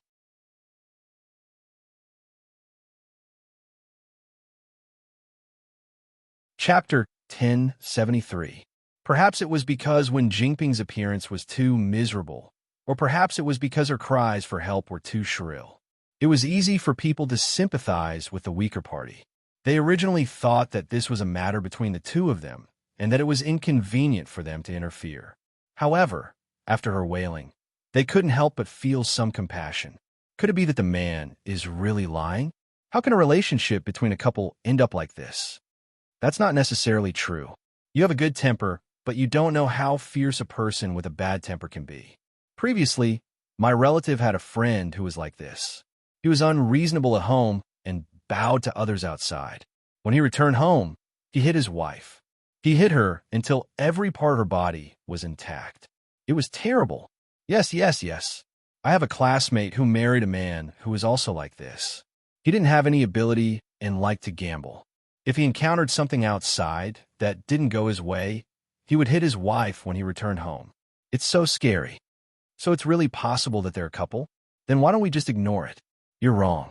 Even if they're a couple, they can't hit each other like this. What if someone dies? I've already called the police. If they're a couple, we'll let the police help mediate. If they're not, we'll just treat it as getting rid of evil for the people. You're so thoughtful. That's what we should do. Ding Juesi listened to the mutterings of the people around him and felt that something bad was going to happen. His face darkened slightly, and he used more strength to pull her back into the house. Little did he know that in the eyes of the crowd, his actions looked like he had a guilty conscience and wanted to destroy the corpse before the police arrived. "What are you doing? Let go of her." The men who had wanted to help earlier didn't care about anything else when they saw this. They swarmed forward, wanting to save Wen Jingping. Ding Juesi's eyes turned red when he saw them approaching. He suddenly grabbed Wen Jingping's head and slammed it against the door. In his opinion, these men were all attracted by Wen Jingping's pitiful appearance. She was the original sin. Wen Jingping didn't expect him to be so ruthless. Furthermore, she was hugging the door frame tightly and didn't have the strength to fight back. After being hit like this, her head buzzed and she almost fainted on the spot. Her hands that were holding onto the door frame also loosened. Fortunately, at this time, a few men had already rushed over and subdued Ding Juecy. Although Wen Jingping was dizzy, at least she was not dragged away by him. There were even a few kind women who came over to support her and comfort her. Ding Juecy was obviously unwilling to sit still and wait for death. When he saw the women helping Wen Jingping away, he wanted to rush over and pull her back. He struggled so hard that the women almost couldn't hold him down. Wen Jingping had just recovered a little when she saw Ding Juecy's terrifying expression that seemed to want to kill her. She immediately shrank back in fear. Her pitiful appearance aroused the pity of the people around her, but there were also some people who couldn't stand her pitiful appearance. They gathered together and whispered, discussing the identity of Wen Jingping and Xiao Luo. Why do I feel that this man and woman look familiar? Where have I seen them before? Now that you mention it, I also feel like I've seen them somewhere before. Could it be that they're celebrities? Celebrities? Celebrities? Ah, I remember who they are. Previously, I saw that celebrity cheating on a mistress from the same crew. It was quite a big deal.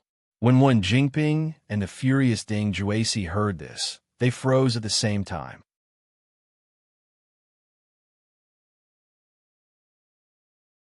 Chapter 1074. Although Ding Juecy was a mess now, some habits were not so easy to change. He had put on a disguise before he came, but after the struggle just now, the disguise was almost removed. Moreover, he did not expect that someone in such a remote place would be able to recognize him. For a moment, he did not know whether to be happy or cry. Sometimes it only took a moment to go from sympathy to disgust and rejection. After Ding Juecy was recognized, he received a wave of people pointing at him and looking at him with disgust. However, what was gratifying was that Wen Jingping's situation was not much better than his. It's really him? No wonder I thought he looked so familiar just now. Some time ago, my daughter complained to me because of him. Men these days all look like dogs, but behind their backs, they do all kinds of things. Isn't that right? It's said that his wife's family is very rich, and she's beautiful. She even gave birth to a son and a daughter for him.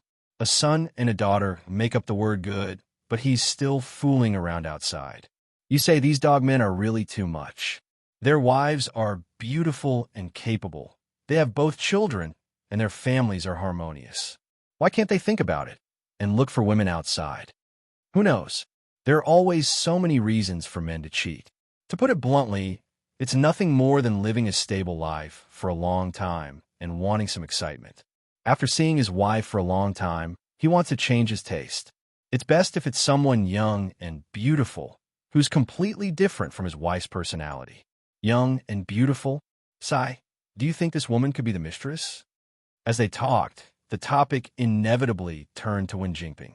Wen Jingping's expression changed slightly, and she suddenly had an ominous premonition. Sure enough, in the next second, she saw a few people take out their phones and search in front of her. Wen Jingping was considered an insider, and a lousy drama with her, as the protagonist had just been broadcasted not long ago. They could still find relevant information if they searched carefully. F***, it's really her. After all this time, it turns out that she's a mistress who destroys other people's families. No wonder I always saw her wearing a mask sneaking around when I took the children out to play or to buy groceries. Occasionally, I could see a few young girls arguing with her and pointing at her. At that time, I sympathized with her. I thought she had offended someone and was being targeted. Now, it seems that he has done something shameful. He deserves to be ridiculed. Ugh, you're clearly a pair of adulterers, yet you were still saying pitifully that you didn't know them. What a waste of my sympathy. Isn't it? In the past, she might have flirted and seduced him. Now that she saw that he was broke, she acted like a chaste and virtuous woman. If I had known earlier, I wouldn't have called the police. What the hell? Wen Jingping listened to the mockery of the people around her. and her face turned as white as a sheet of paper. What was even more despairing was that the men who had restrained Ding Juesi and prevented him from moving around also found out about the identities of the two people. The situation became awkward. He thought he was enforcing justice on behalf of the heavens, but he realized that the person he was helping wasn't a good person either. What was even worse was that this woman was a homewrecker. They didn't even need to raise their heads to feel the death stare from their wives. What should they do? Should they continue to hold him down or let him go? They felt that it was embarrassing to let him go like this, but if they didn't let him go, they would definitely be questioned if they were charmed by this woman when they returned. They would have to face another family war.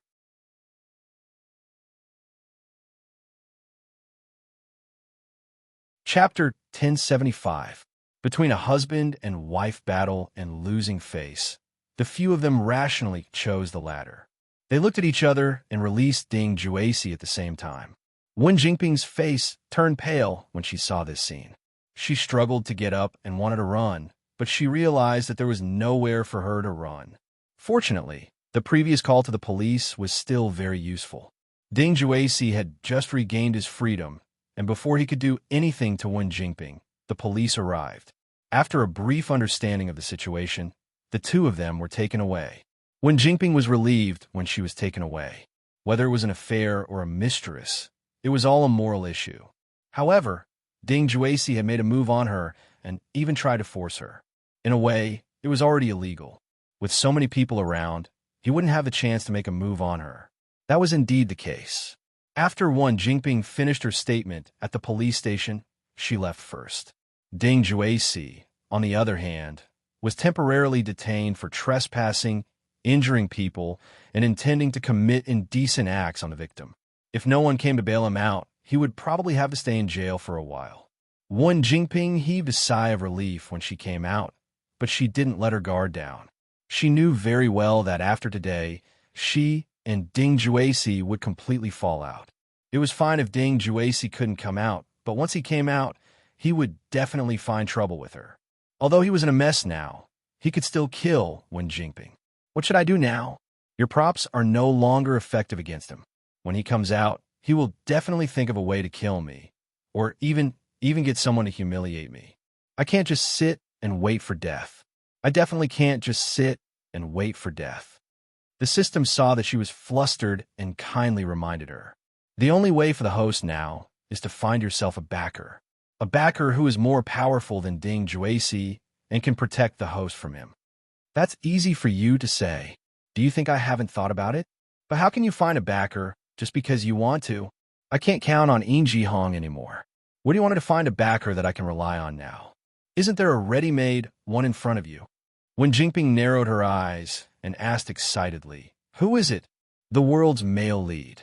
Who are you talking about? Do Tianyi? That's right. Wen Jingping's expression changed slightly. Are you messing with me? You know that, after testing, the world's male lead's condition worsened in advance half a month ago. The host can take advantage of this opportunity to gain a wave of favorability. Otherwise, once the world's male lead dies of illness, before the system could finish, Wen Jingping's eyes lit up and she said excitedly, What will happen? Will I be assigned a new male lead? I won't. The world's male lead has passed away due to illness. The host's female lead halo will completely disappear, and she will be reduced to cannon fodder under the foundation of the world. Please consider carefully. When Wen Jingping heard that Do Tianyi had died of illness and that she would be reduced to cannon fodder, just like herself in her previous life, her face turned pale. No, I can't repeat the mistakes of my previous life. I don't want to be cannon fodder. You wanted to find Do Tianyi. Is it because there's a way to treat him? The host can alleviate the world's male lead's condition through the item bonus in the exchange system. It was only alleviating, not curing. This was a huge loophole in the language, but Wen Jingping couldn't care less now. She could not care so much anymore.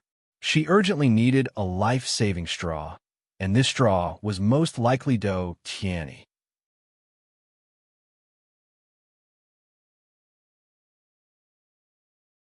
Chapter 1076.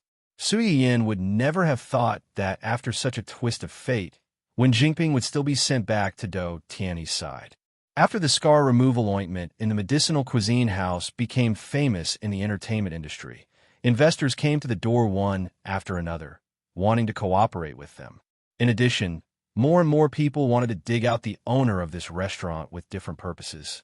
If it weren't for Yu Zian and the others, Su Yin's identity would have been uncovered long ago. Hua Chenhuan did not hide this matter from Su Yin. Su Yin also felt strange after learning about it. Why are there so many people suddenly? It should be the patients you treated before. The patients I treated before? Su Yin was startled. Only then did she remember that the people she treated before did come back with good news one after another. Ning Chirue had completely recovered. In the past 6 months, he had been doing both variety shows and acting, and his resources were quite amazing. The elderly couple who were unable to have children, introduced by her uncle and aunt, finally got pregnant with their own child a year ago after recuperating for a while. Although the woman inevitably suffered a lot during the pregnancy process, the final result was worth it. A few months ago, the couple's daughter was born. Now, the family of 3 was living a simple but warm life in their hometown.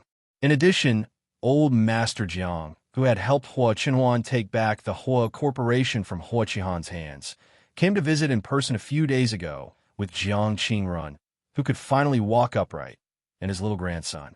Old Master Jiang, who had been cured of his illness, was in particularly good spirits. He was also very generous. When he came, he brought a lot of rare antiques and expensive gifts. Su Yin was a little embarrassed to accept it, but if she didn't accept it, the old man would be angry with her. In the end, she could only give the 2 of them a few more bags of medicine to nourish their bodies and let them take them back to stew soup for themselves. Then, there was Li Shengnan's burn this time. Everyone is afraid of death. The richer they are, the more afraid they are of death because they have too many things. On the contrary, for those who struggled at the bottom of society, who did not have enough to eat or even carried huge debts, and who were crushed by life bit by bit, death was sometimes a luxurious relief. Once you have too many things, you won't be willing to die. Just like him in the past, he had lost too much and had once thought of dying.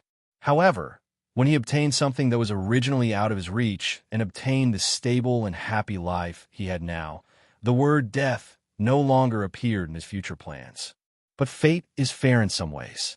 It won't make you immortal just because you're rich, and it won't make you die suddenly just because you're too poor. It's just that after seeing the beauty of life, some people are always unwilling to submit to fate. When the accumulation of wealth reached a certain level, people's pursuit would change. They would begin to pursue other things, such as health, longevity, but many times they would find that these things could not be bought with money. If the king of hell wanted you to die at midnight, he would never let you live past midnight.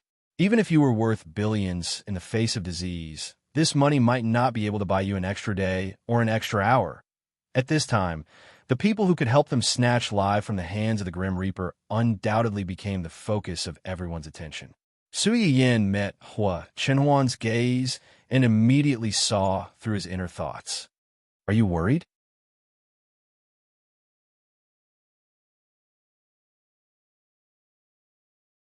Chapter 1077. Hua Chenhuan took a deep look at Su Yin, his eyes full of complex emotions. He was indeed worried. Not that he couldn't protect her, but that Su Yin's heart would soften. Life and death were things that tested human nature the most. No one could guarantee that those who were at the end of their rope would do anything to cure their illness or even survive.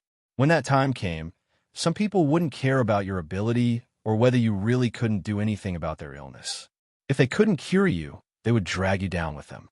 At least there would be someone to accompany them on the road to the netherworld. Su Yin could probably guess what he was worried about, and comforted him in turn. Actually, I've thought about this before. Some things are more hidden, the more curious people will be and dig deeper. Being open about it can save a lot of trouble.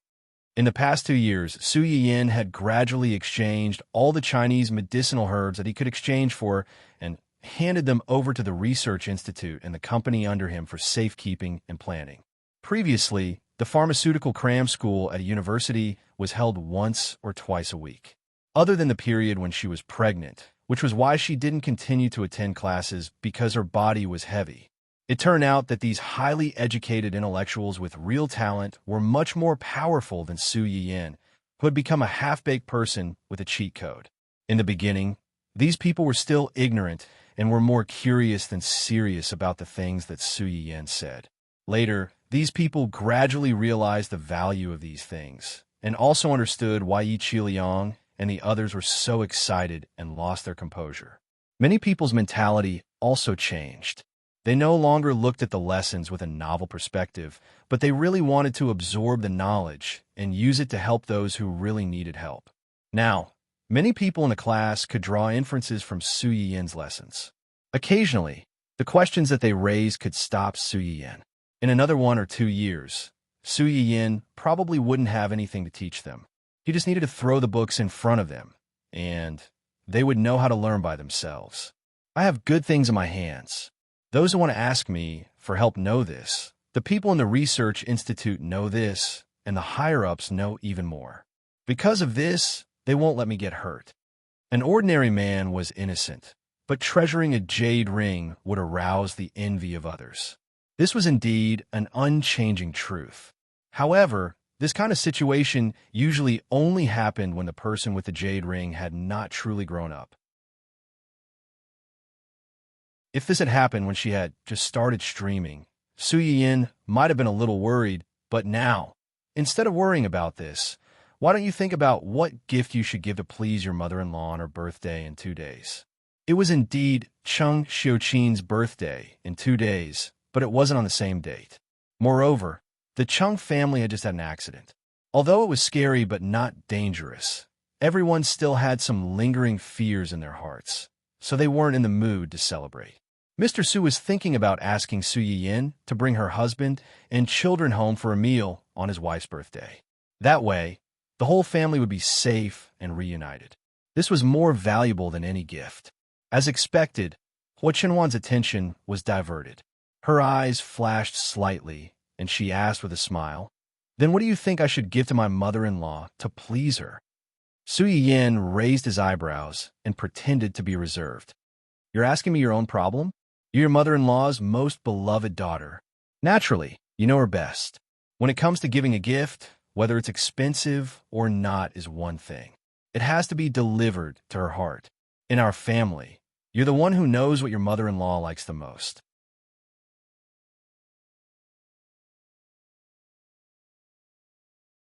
Chapter 1078. That's true. Su Yiyin's lips curled up slightly as she nodded in agreement. Then, she heard Hua Qinhuan say, "It's just that it's not a good idea to give a gift that stands out too much. What if your father and brother think that I'm stealing their limelight and being too insensible? Wouldn't the loss outweigh the gain?" Su Yiyin choked, but she quickly calmed down. She snorted coldly and said, "So, it's useless for you to ask me to cheat for you. It's true that I know my mother, but my father and brother also know her well. They've already thought of all the gifts you can think of. They won't give you a chance to show off at all. You'd better think of another way." "What you said makes sense. This is going to be difficult." Su Yiyin saw that Hua Qinhuan seemed to be really stumped. She rolled her eyes and laughed. "I know a gift that only you can give. My mother will definitely like it." "What is it?" "Your mother likes Xingxing so much. She must like children very much. Let's give them a grandson or granddaughter. She will definitely like this gift." Hua Qinhuan was stunned. She subconsciously glanced at Su Yiyin and said meaningfully, "You want to give me a child that much?" Su Yiyin blushed and said angrily, "It's not for you. I'm just worried that the baby will be too lonely. I want to give birth to another baby to accompany him." Although she knew that Su Yiyin was just being stubborn, Hua Qinhuan couldn't help but feel a little jealous. "It feels like I'm just a tool." Su Yiyin immediately heard the sourness in someone's voice. She blushed and muttered softly, "What's wrong with being a tool? You're not happy to be a tool?" As soon as she finished speaking, Su Yiyin felt as if she was lifted into the air. She was so scared that she subconsciously hugged Hua Qinhuan's neck. "What are you doing?" "Of course, I'm using my actions to show someone that I'm happy to be a tool." After saying that, Hua Chenhuan happily carried Su Yin into the house and did not come out until dinner time. On Cheng Xiuqin's birthday, Su Yin woke up early in the morning. She personally helped her little guy put on a fluffy panda jumpsuit and taught him to call out Grandma a few times. Grandma, come, recite after Mommy. Grandma, crooked pop. Although the little guy already knew how to call people, most of the words he called were still repeated like father and mother. The word grandmother was still a bit difficult for him. Su Yin was not in a hurry. Along the way, he patiently repeated these two words to the little fellow. What was rare was that the little fellow didn't find her noisy either. Whenever Su Yin repeated herself, he would repeat the same thing. Coupled with his panda jumpsuit, he looked really cute and adorable. Fortunately, hard work paid off. The two of them practiced for a long time in the back seat of the car, and the little guy finally shouted properly. Su Yin was happy. She picked up the child and gave him a big kiss, which made the child giggle. Baby, you're so awesome. Remember to call Grandma when you see her later. Grandma will be very happy to hear you call her. Hua Chenhuan glanced at his wife and son, who were all smiles.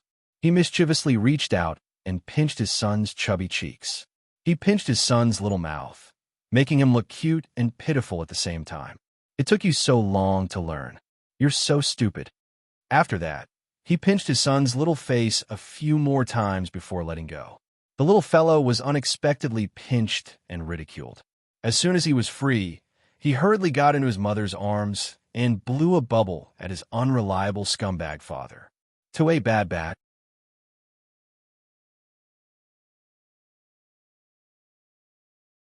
Chapter 1079. As soon as he spoke, the adults in the car were all stunned. Su Yin was the first to react. She chuckled and said, "Little guy, you can even tell good from bad. I don't know who you got your intelligence from." The little guy seemed to have heard that his mother was praising him. He was happy and aggrieved. He hugged Su Yin's neck tightly and sniffled miserably. He looked miserable and said, "I was bullied. Mom, please seek justice for me." When Su Yin saw him like this, her heart softened. She looked up at Hua Chenhuan and said with anger and amusement, "See, the little guy is sensible now. He knows who is good and who is bad. Don't bully him in the future. Otherwise, when he grows up, he will bully you." How dare he? Hua Chenhuan narrowed his eyes dangerously. He looked like a strict father who was ready to teach the naughty child a lesson at any time. If it were his company's employees, their legs would have turned to jelly when they saw his expression change. The little guy was a newborn calf, but he was not afraid at all. Perhaps he heard that his unreliable father was questioning his future ability. The little guy puffed up his cheeks and stared back at him with a serious face. The two similar faces stared at each other with the same expression. Neither of them was willing to bow down to the other. The atmosphere in the car was a little strange for a moment. Su Yin looked at the older one and then looked at the younger one in her arms. She couldn't help but laugh out loud. Okay. I really have to hand it to you too.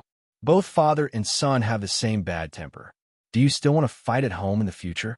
The father and son who were suddenly labeled as bad-tempered. No, we don't. Don't talk nonsense. An internal family war disappeared under Su Yin's meaningful half-threat. Gu Xiaoyang, who was driving in front, looked at the magical situation and smiled slightly. He secretly thought, why else would you say that a person's family status can be seen from his tone of voice and daily behavior? Their young master and little young master were definitely at the top of the food chain at home. Only young madam was a legend at the top of the food chain. Su Yin did not notice the strange behavior of the people in the front row. After giving the father and son who were vying for her favor a gentle warning, she put her mind back on Cheng Xiuqin's birthday. Half an hour later, the family of three arrived at the Su residence.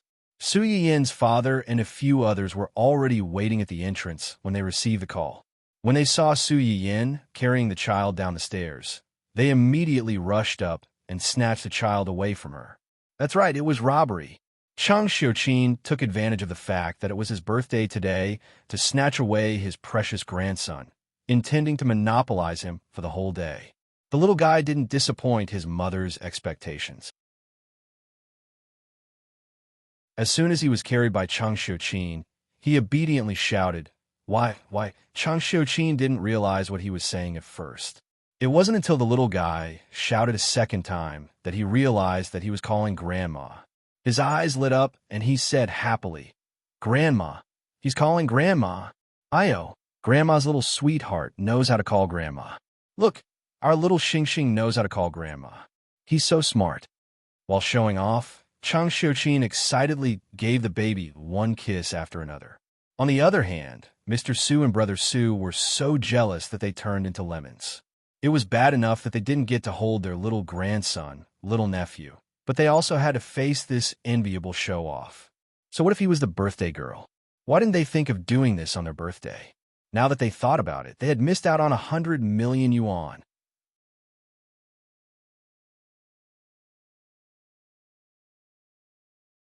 Chapter 1080.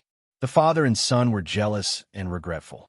On the other side, Su Yiyin was also a little jealous. Clearly, before this, I was their most beloved child. Now that a younger child has appeared, I have become the child that no one wants. Hu Chenhuan was amused by Su Yiyin's sad aria. She reached out and pinched her nose, saying, It's okay. They don't want you, but I want you. In my place, you will always be the most beautiful child. Su Yuxuan, who was standing on the side, heard the two's words and felt goosebumps all over her body. She couldn't understand how the man who looked so gloomy and cold in the past had become so lovey-dovey after marriage. Sure enough, people in love were all unsightly. The two elders were busy playing with the child, so they didn't pay much attention to the two's movements. After entering the door, Su Yiyin ran straight to the small kitchen, ready to personally cook a table full of dishes for Chang Xiuqin. Although the cook at home also knew how to cook, Su Yiyin still wanted to show her filial piety on such a rare day. Hu Chenhuan followed closely behind, followed by another big tail. Brother, why are you here?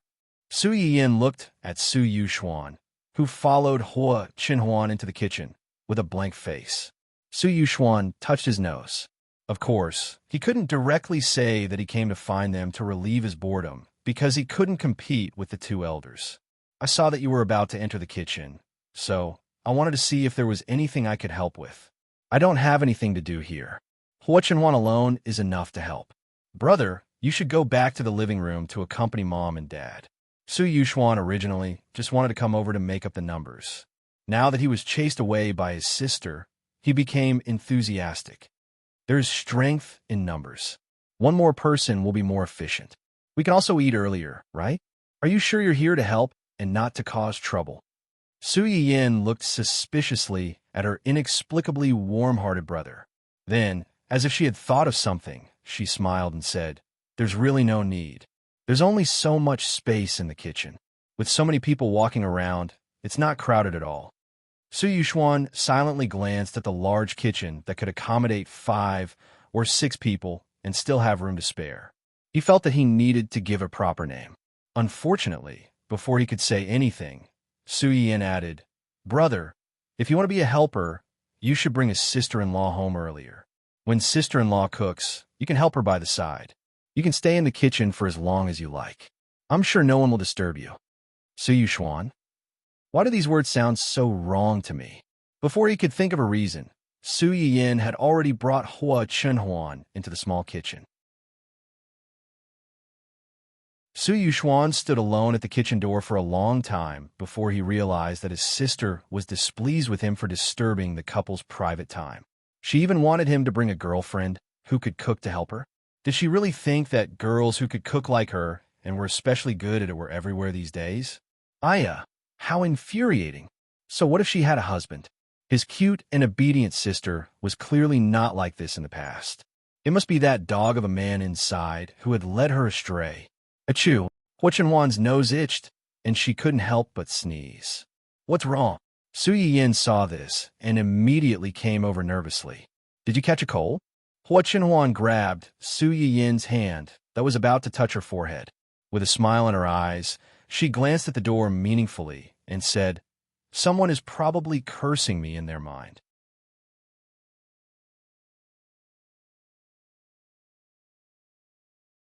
Chapter 1081. Su Yiyin immediately knew who he was talking about when he saw the look in his eyes. He chuckled and said, "Who told you to take his only sister? You deserve to be scolded." Hu Chenwan could tell what Su Yiyin was thinking. She felt helpless and amused. Aren't you afraid that your brother will find an opportunity to put a gunny sack on me in a moment of anger? You take the car everywhere you go. How would he have the opportunity to put a gunny sack on you? Is that the point? Isn't it? Hu Chenwan lowered her head and stared at Su Yiyin for a while. In the end, she couldn't dissuade her little wife. She smiled faintly and said, "Yes."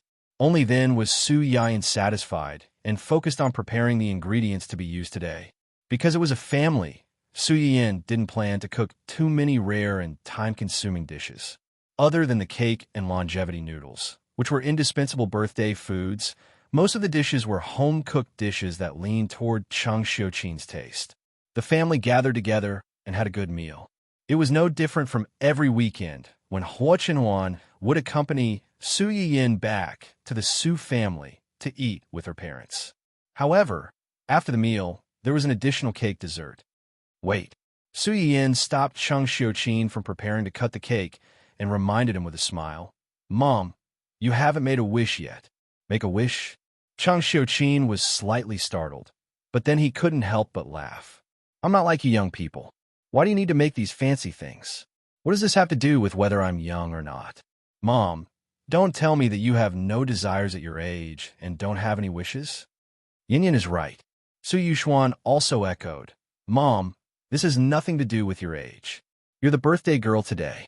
You're the oldest. As long as it's your wish, it will definitely come true." As soon as he said that, Chang Xiuqin suddenly turned to look at Su Yuxuan, which made his hair stand. "Am I wrong? Mom, why are you looking at me like that?" "It's nothing. It's just that what you said just now reminded me that I do have a wish right now." "What?"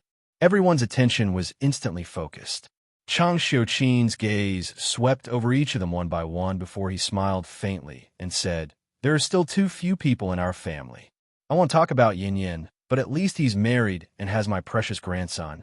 It would be great if she could have more children in the future, but if she didn't, she wouldn't force it. You, on the other hand, are a few years older than Yin. It's time for you to settle down and find someone." It was no wonder that Chang Xiuqin was so worried. Su Yuxuan's first love was so heart-wrenching that Chang Xiuqin's mother was worried that he was afraid of girls for a long time. It wasn't easy to persuade him to put down his work and work hard on blind dates, but the people he met were all weirdos. Not only did they fail to awaken his heart that longed for love, but they also made him reject the word blind dates. Now, seeing that Su Yin's family was happy, while Su Yuxuan was still a single dog who was abused every day, the contrast was not ordinary. Su Yuxuan, who was unexpectedly urged to get married, did he just shoot himself in the foot? If he had known earlier, he wouldn't have said anything QAQ. Fortunately, Chang Xiuqin just casually mentioned it and didn't dwell on this topic. After the family ate the cake, Su Yin and Chang Xiuqin took the little guy home. As soon as they got into the car, Su Yin couldn't help but ask curiously, "What gift did you give Mom just now? You're being so secretive and not letting Mom open it in front of everyone. Could it be something shameful?"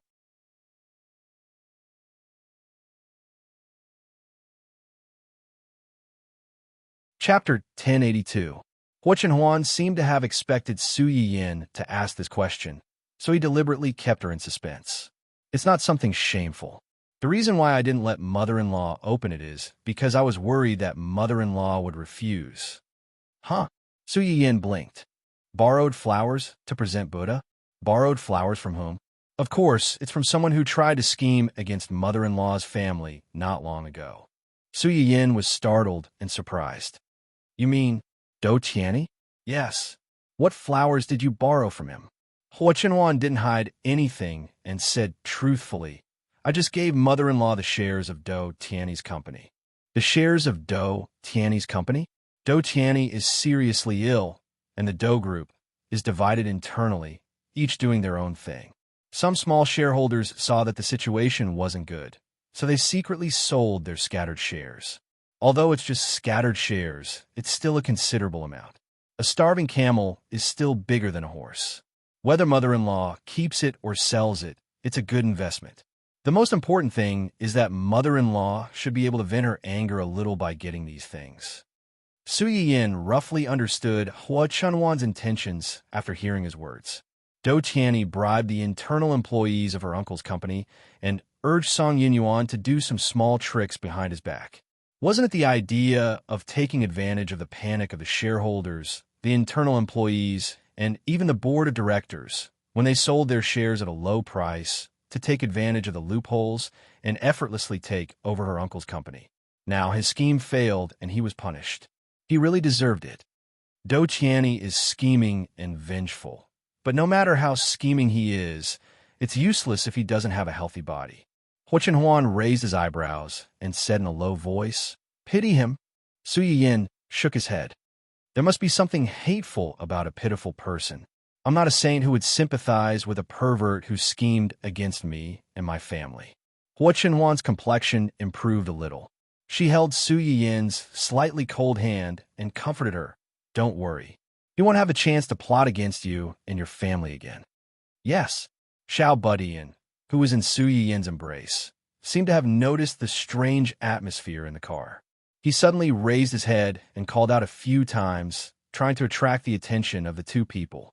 Thanks to his interruption, the two of them stopped talking about Do Tianyi and lowered their heads to play with the little fellow. In the blink of an eye, the little guy was almost 1 year old. Su Yiyin wanted to hold a lively first birthday party for the child. She wanted to invite many relatives and friends to join in the fun. Hua Chenhuan had no objection to this. He wanted the whole world to know how happy he was. Su Yiyin wanted to invite a lot of people. Most of them were in the local area, except for the Cheng family. There was also Zhang Qinyang, who had left for a matter 1 or 2 months ago and had yet to return. Speaking of which, Uncle hasn't contacted us for a long time. Could it be? Hua Chenhuan heard Su Yiyin's words and paused for a moment. She immediately smiled and said, "He rarely contacted me when he was abroad. It's okay." Su Yiyin frowned slightly. How is it the same? He was at least safe when he was abroad. This time he went to... Halfway through her words, Su Yiyin realized that compared to her, Hua Chenhuan was probably more worried about Zhang Qinyang's recent situation. It was just that he didn't say it out loud, because he was worried that it would affect her. I hope that before the baby's first birthday, all these messy things can be settled. Uncle can also rush back to attend the baby's first birthday party. Hua Chenhuan glanced at Su Yiyin's hair. Her lips curved slightly, and she softly replied, "He will."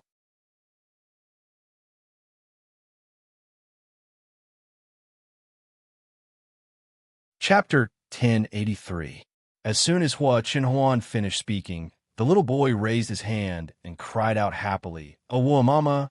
Yeah. The two adults were stunned. Hua Chenhuan reacted first. She couldn't help but reach out and pinch her son's chubby face. See, the baby thinks so too. The little boy seemed to have figured out something after his father pinched his face so many times. He was no longer as silly and obedient as before. As soon as Hua Chenhuan started to pinch his face, the smile on his face disappeared. He turned his head and plunged into Su Yiyin's arms, as if he had been wronged. Seeing this, Su Yiyin gave Hua Chenhuan a warning glare and patted the little boy's back a few times. "Baby, do you miss your granduncle too? When the baby is 1 year old, granduncle will come back to play with the baby, okay?" The little boy had a good memory. He obviously had some impression of his granduncle, who had lived at home for a while and liked to play with him. Hearing Su Yiyin's words, he clapped his hands to show his support. Pull him over, okay. Let granduncle do it." Su Yiyin kissed the little boy. "Then let's ask our little lucky star to bless granduncle to come back safely and celebrate your birthday with you. Otherwise, the baby will have one less gift to receive." As soon as Su Yiyin said this, before Hua Chenhuan could say anything, Gu Xiaoyang, who was in the driver's seat, couldn't help laughing.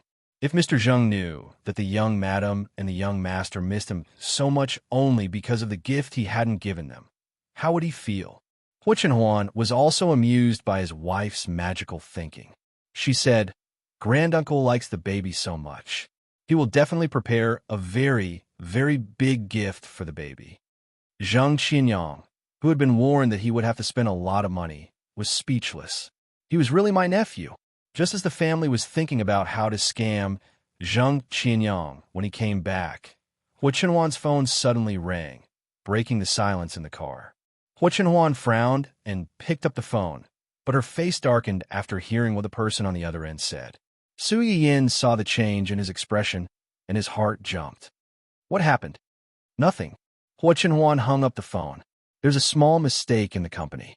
It's not a big deal, just a little troublesome. I have to deal with it myself." Su Yiyin recalled Hua Chenhuan's reaction just now. She didn't think that such a small thing would make him change his expression so easily, but she didn't ask. "Business is more important. Since you have something to do, go and do it first. We're fine. Let Xiaoyang send you to the company first. I'll take the little guy back in another car." "No need. Yinbai is already on his way. I'll take his car to the company later. Xiaoyang will send you back." "Okay." Su Yiyin saw that he had arranged everything, so she didn't argue anymore. It was obvious that the matter was really urgent. In less than a quarter of an hour, Zui Yinbai rushed over in his car. The two cars met at a fork in the road. Hua Chenhuan got out of the car and didn't forget to say, "If there's nothing else, go home first. Don't stay outside for too long." Su Yiyin knew what he was worried about. She leaned over and kissed him. "Okay, I'll wait for you at home with the baby." "Okay." Hua Chenhuan kissed her back and turned to leave. Su Yiyin looked at his back. She didn't know why, but she suddenly felt a little confused. She had a feeling that something big was going to happen.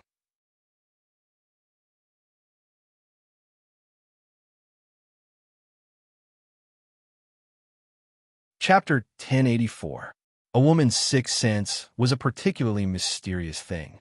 After Hua Chenhuan left, Su Yiyin always felt inexplicably flustered. The little boy in her arms pulled at her several times, but could not get her attention until, warning, warning. A few cars behind the host car at 2 o'clock are suspicious. There are traces of deliberate tracking, and this group of people may have. The system did not finish the last word. Instead, it made a long beeping sound.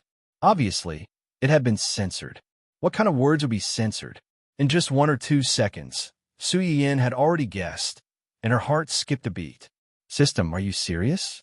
There are people in the cars behind." System scan. It can't be wrong. When Su Yiyin got the confirmation, the first thing that came to her mind was the people that Zhang Qianyang and Hua Chenhuan had tried so hard to catch. Back then, these people could be so cruel to Hua Chenhuan's parents and fake it as an accident. Now, they were targeting her and her child. At the thought of this, Su Yiyin subconsciously hugged the little boy in her arms. She instinctively picked up her phone and called Hua Chenhuan. If the people in the cars behind were really the people she thought they were, these people were much more terrifying than Dou Tianyi's bodyguards. She, Gu Xiaoyang, and a few accompanying bodyguards were no match for them. Not to mention that she was holding a child in her arms. What if? No, there was no what if. However, when it rains, it pours. Su Yiyin called Hua Chenhuan several times with trembling hands. It was either no answer or an inexplicable busy tone. This made Su Yiyin's uneasiness rise to the peak. Hua Chenhuan did not answer her call. This situation had never happened before. Did she not notice, or was she hindered by something? At the thought that something might have happened to Hua Chenhuan, Su Yiyin's scalp went numb. Before she could think further, there was a loud bang. The cars that had been following behind them suddenly crashed into their car from behind. Su Yiyin, who was sitting in the back seat, swayed. She subconsciously held the child in her arms tightly and almost fell forward. Damn it!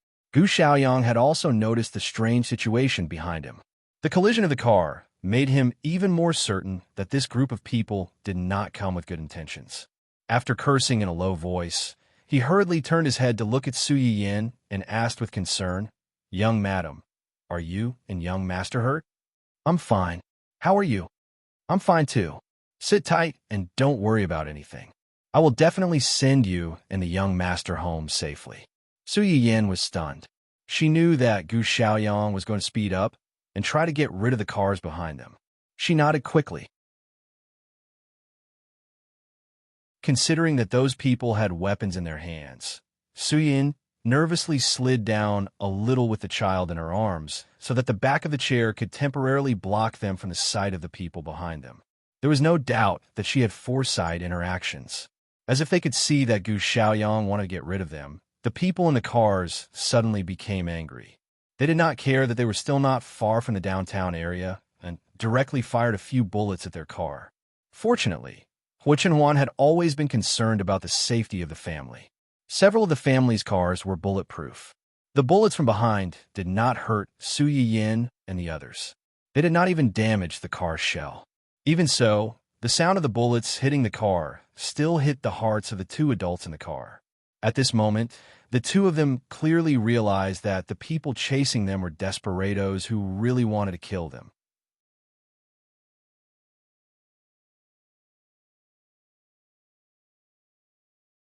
Chapter 1085. Since she couldn't get through to Hu Chenhuan, Su Yiyin couldn't just sit there and wait for her death. Su Yiyin called the police as fast as she could and explained the situation at the scene in a stuttering manner. After that, she called her elder brother. Listening to the familiar voice on the other end of the phone and the gentle comfort of trying to stay calm, Su Yin's nose twitched and she almost cried. At this moment, there was another collision behind her that was even more violent than the previous one. Su Yin's phone slipped out of her hand and fell into the gap at the edge of the car. Su Yuxuan, who was already nervous on the other end of the phone, heard the sound and her face turned pale. She anxiously shouted Su Yin's name into the phone, but Su Yin couldn't hear her. Perhaps the car was tired of the chase, but this time the car behind them crashed very hard and the car almost lost its balance. Su Yin finally sat down with the child in her arms. Her head was buzzing. After calming down, her first reaction was to ask the system for help. System, other than those medicinal seeds and all kinds of medical skills, do you have any life-saving tools? Hurry up and exchange for one for me. The system, which had been constantly issuing warnings, paused for a few seconds when it heard Su Yin's request before replying heartlessly. No. What's the use of having you? The system, which was despised, expressed its grievance and tried to clear its name. The system isn't the kind of combat system that has a high combat value. The system even has classifications. Su Yin was actually grasping at straws. She had been with the system for 2 or 3 years, so how could she not know what was in the system? She only asked this because she wanted to be lucky. She thought that if the system really hid some secret life-saving weapon, Xiaoyang, how's the situation? Can you escape? Gu Xiaoyang didn't turn back. Instead, he stared at the cars that were getting closer and closer and the several trucks that looked similar to the ones behind them at the intersection not far away. He gritted his teeth and said, "Young madam, there are too many of them. We can only try our best to delay them. But as time goes on, I'm afraid." Su Yin's heart skipped a beat. He could roughly feel the severity of the situation. Compared to a few minutes ago, a few more cars joined a large group chasing after them. It was obvious that these people came prepared. It was only a matter of time before they were caught. Even before they were caught, it was very likely that they would be blocked by an ambush vehicle that would appear out of nowhere and become the turtle in a jar. As it turned out, their worries were not unfounded. After turning a corner and knocking away a small truck that was trying to stop them, their car finally drove off the main road. However, at the other two ends of this three-way road, there was actually a group of cars guarding. It was obvious that they wanted to block them here. There was an ambush in front and pursuers behind. The slightest carelessness could cost them their lives. Gu Xiaoyang's forehead was dripping with cold sweat. Su Yin's heart was pounding.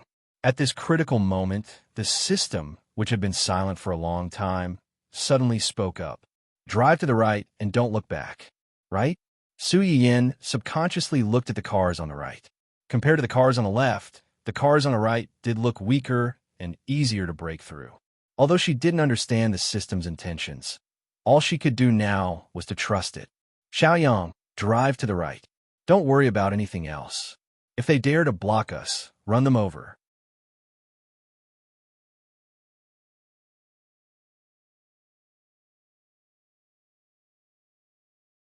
Chapter 1086. Gu Xiaoyang was startled, but he did not question Su Yin's words. He turned the steering wheel, stepped on the gas pedal, and rushed in the direction that Su Yin had pointed out. The cars on the right side of the intersection also moved. They surrounded them and took the initiative to drive in their direction. Su Yin and Gu Xiaoyang's faces changed slightly, but they knew that they had no way out. They could only watch as the cars got closer and closer. When the cars were less than a meter away from them, Su Yin's heart was in his throat. However, what happened next was beyond everyone's expectations. The cars did not block Su Yin and the others' way. Instead, they brushed past them at the last moment and rushed toward the cars that had been chasing after Su Yin and the others. Gu Xiaoyang and Su Yin, who had thought that they were doomed, were dumbfounded by what they saw. Is this an ally? Maybe. Rather than an ally, Su Yin was more willing to believe that the scene in front of him was a dog-eat-dog situation caused by disagreements among the group of gangsters. Whether it was an ally or an internal conflict, it was not something that Su Yin should care about. The most important thing now was to leave this troublesome place and go to a safe place. Gu Xiaoyang obviously knew this. He looked back at the messy cars behind him, stepped on the gas pedal, and rushed forward as fast as he could. After driving for about a kilometer and confirming that there were no cars following behind them, the two were relieved. But at this moment, the system's warning sounded again. Su Yin was slightly startled. He looked up subconsciously and his pupils shrank. Be careful. Gu Xiaoyang was startled by Su Yin's shout. Then, he saw a black truck suddenly rushing out from the corner. Gu Xiaoyang's face changed slightly, and he subconsciously steered the steering wheel to the side. Unfortunately, the road was only so big. No matter how fast one's reaction was, the space was limited. The truck still hit the driver's seat where Gu Xiaoyang was, and the car lost its balance in an instant. Su Yin didn't have time to think. She held the crying child in her arms. Fortunately, after the car was hit and spun around, it hit a railing on the side of the road and stopped. It didn't overturn. However, there was a big hole in the glass of the front of the car and the driver's seat. One could imagine how hard the collision was. Su Yin took a while to recover from the child's cries before she raised her head. She shook her dizzy head and checked the child in her arms with a pale face. After making sure that there were no external injuries on the child's body except for crying out of fear, she was relieved and turned to check on Gu Xiaoyang's condition. Because it was a head-on collision and the car lost its balance, Gu Xiaoyang subconsciously drove the car to the side where there was no one. Although the adult and the child in the back seat were affected, their injuries were far less serious than Gu Xiaoyang's in the front seat. Su Yin just went over and saw Gu Xiaoyang's miserable state with his eyes closed and his forehead bleeding. Her heart immediately thumped. Xiaoyang? Xiaoyang, wake up! Wake up! Su Yin freed one hand to check Gu Xiaoyang's breath and touched his chest. After making sure that his heart was still beating, she looked a little better. But she also knew very well that Gu Xiaoyang was seriously injured. You're tuning into the Romance Rendezvous YouTube channel. We're so grateful for your support, and don't forget to subscribe to join us on this incredible journey through captivating stories. Your generosity through donations truly makes a world of difference, as it's the primary source of revenue that allows me to expand and enhance this channel for you. Thank you from the bottom of my heart for being a part of this adventure.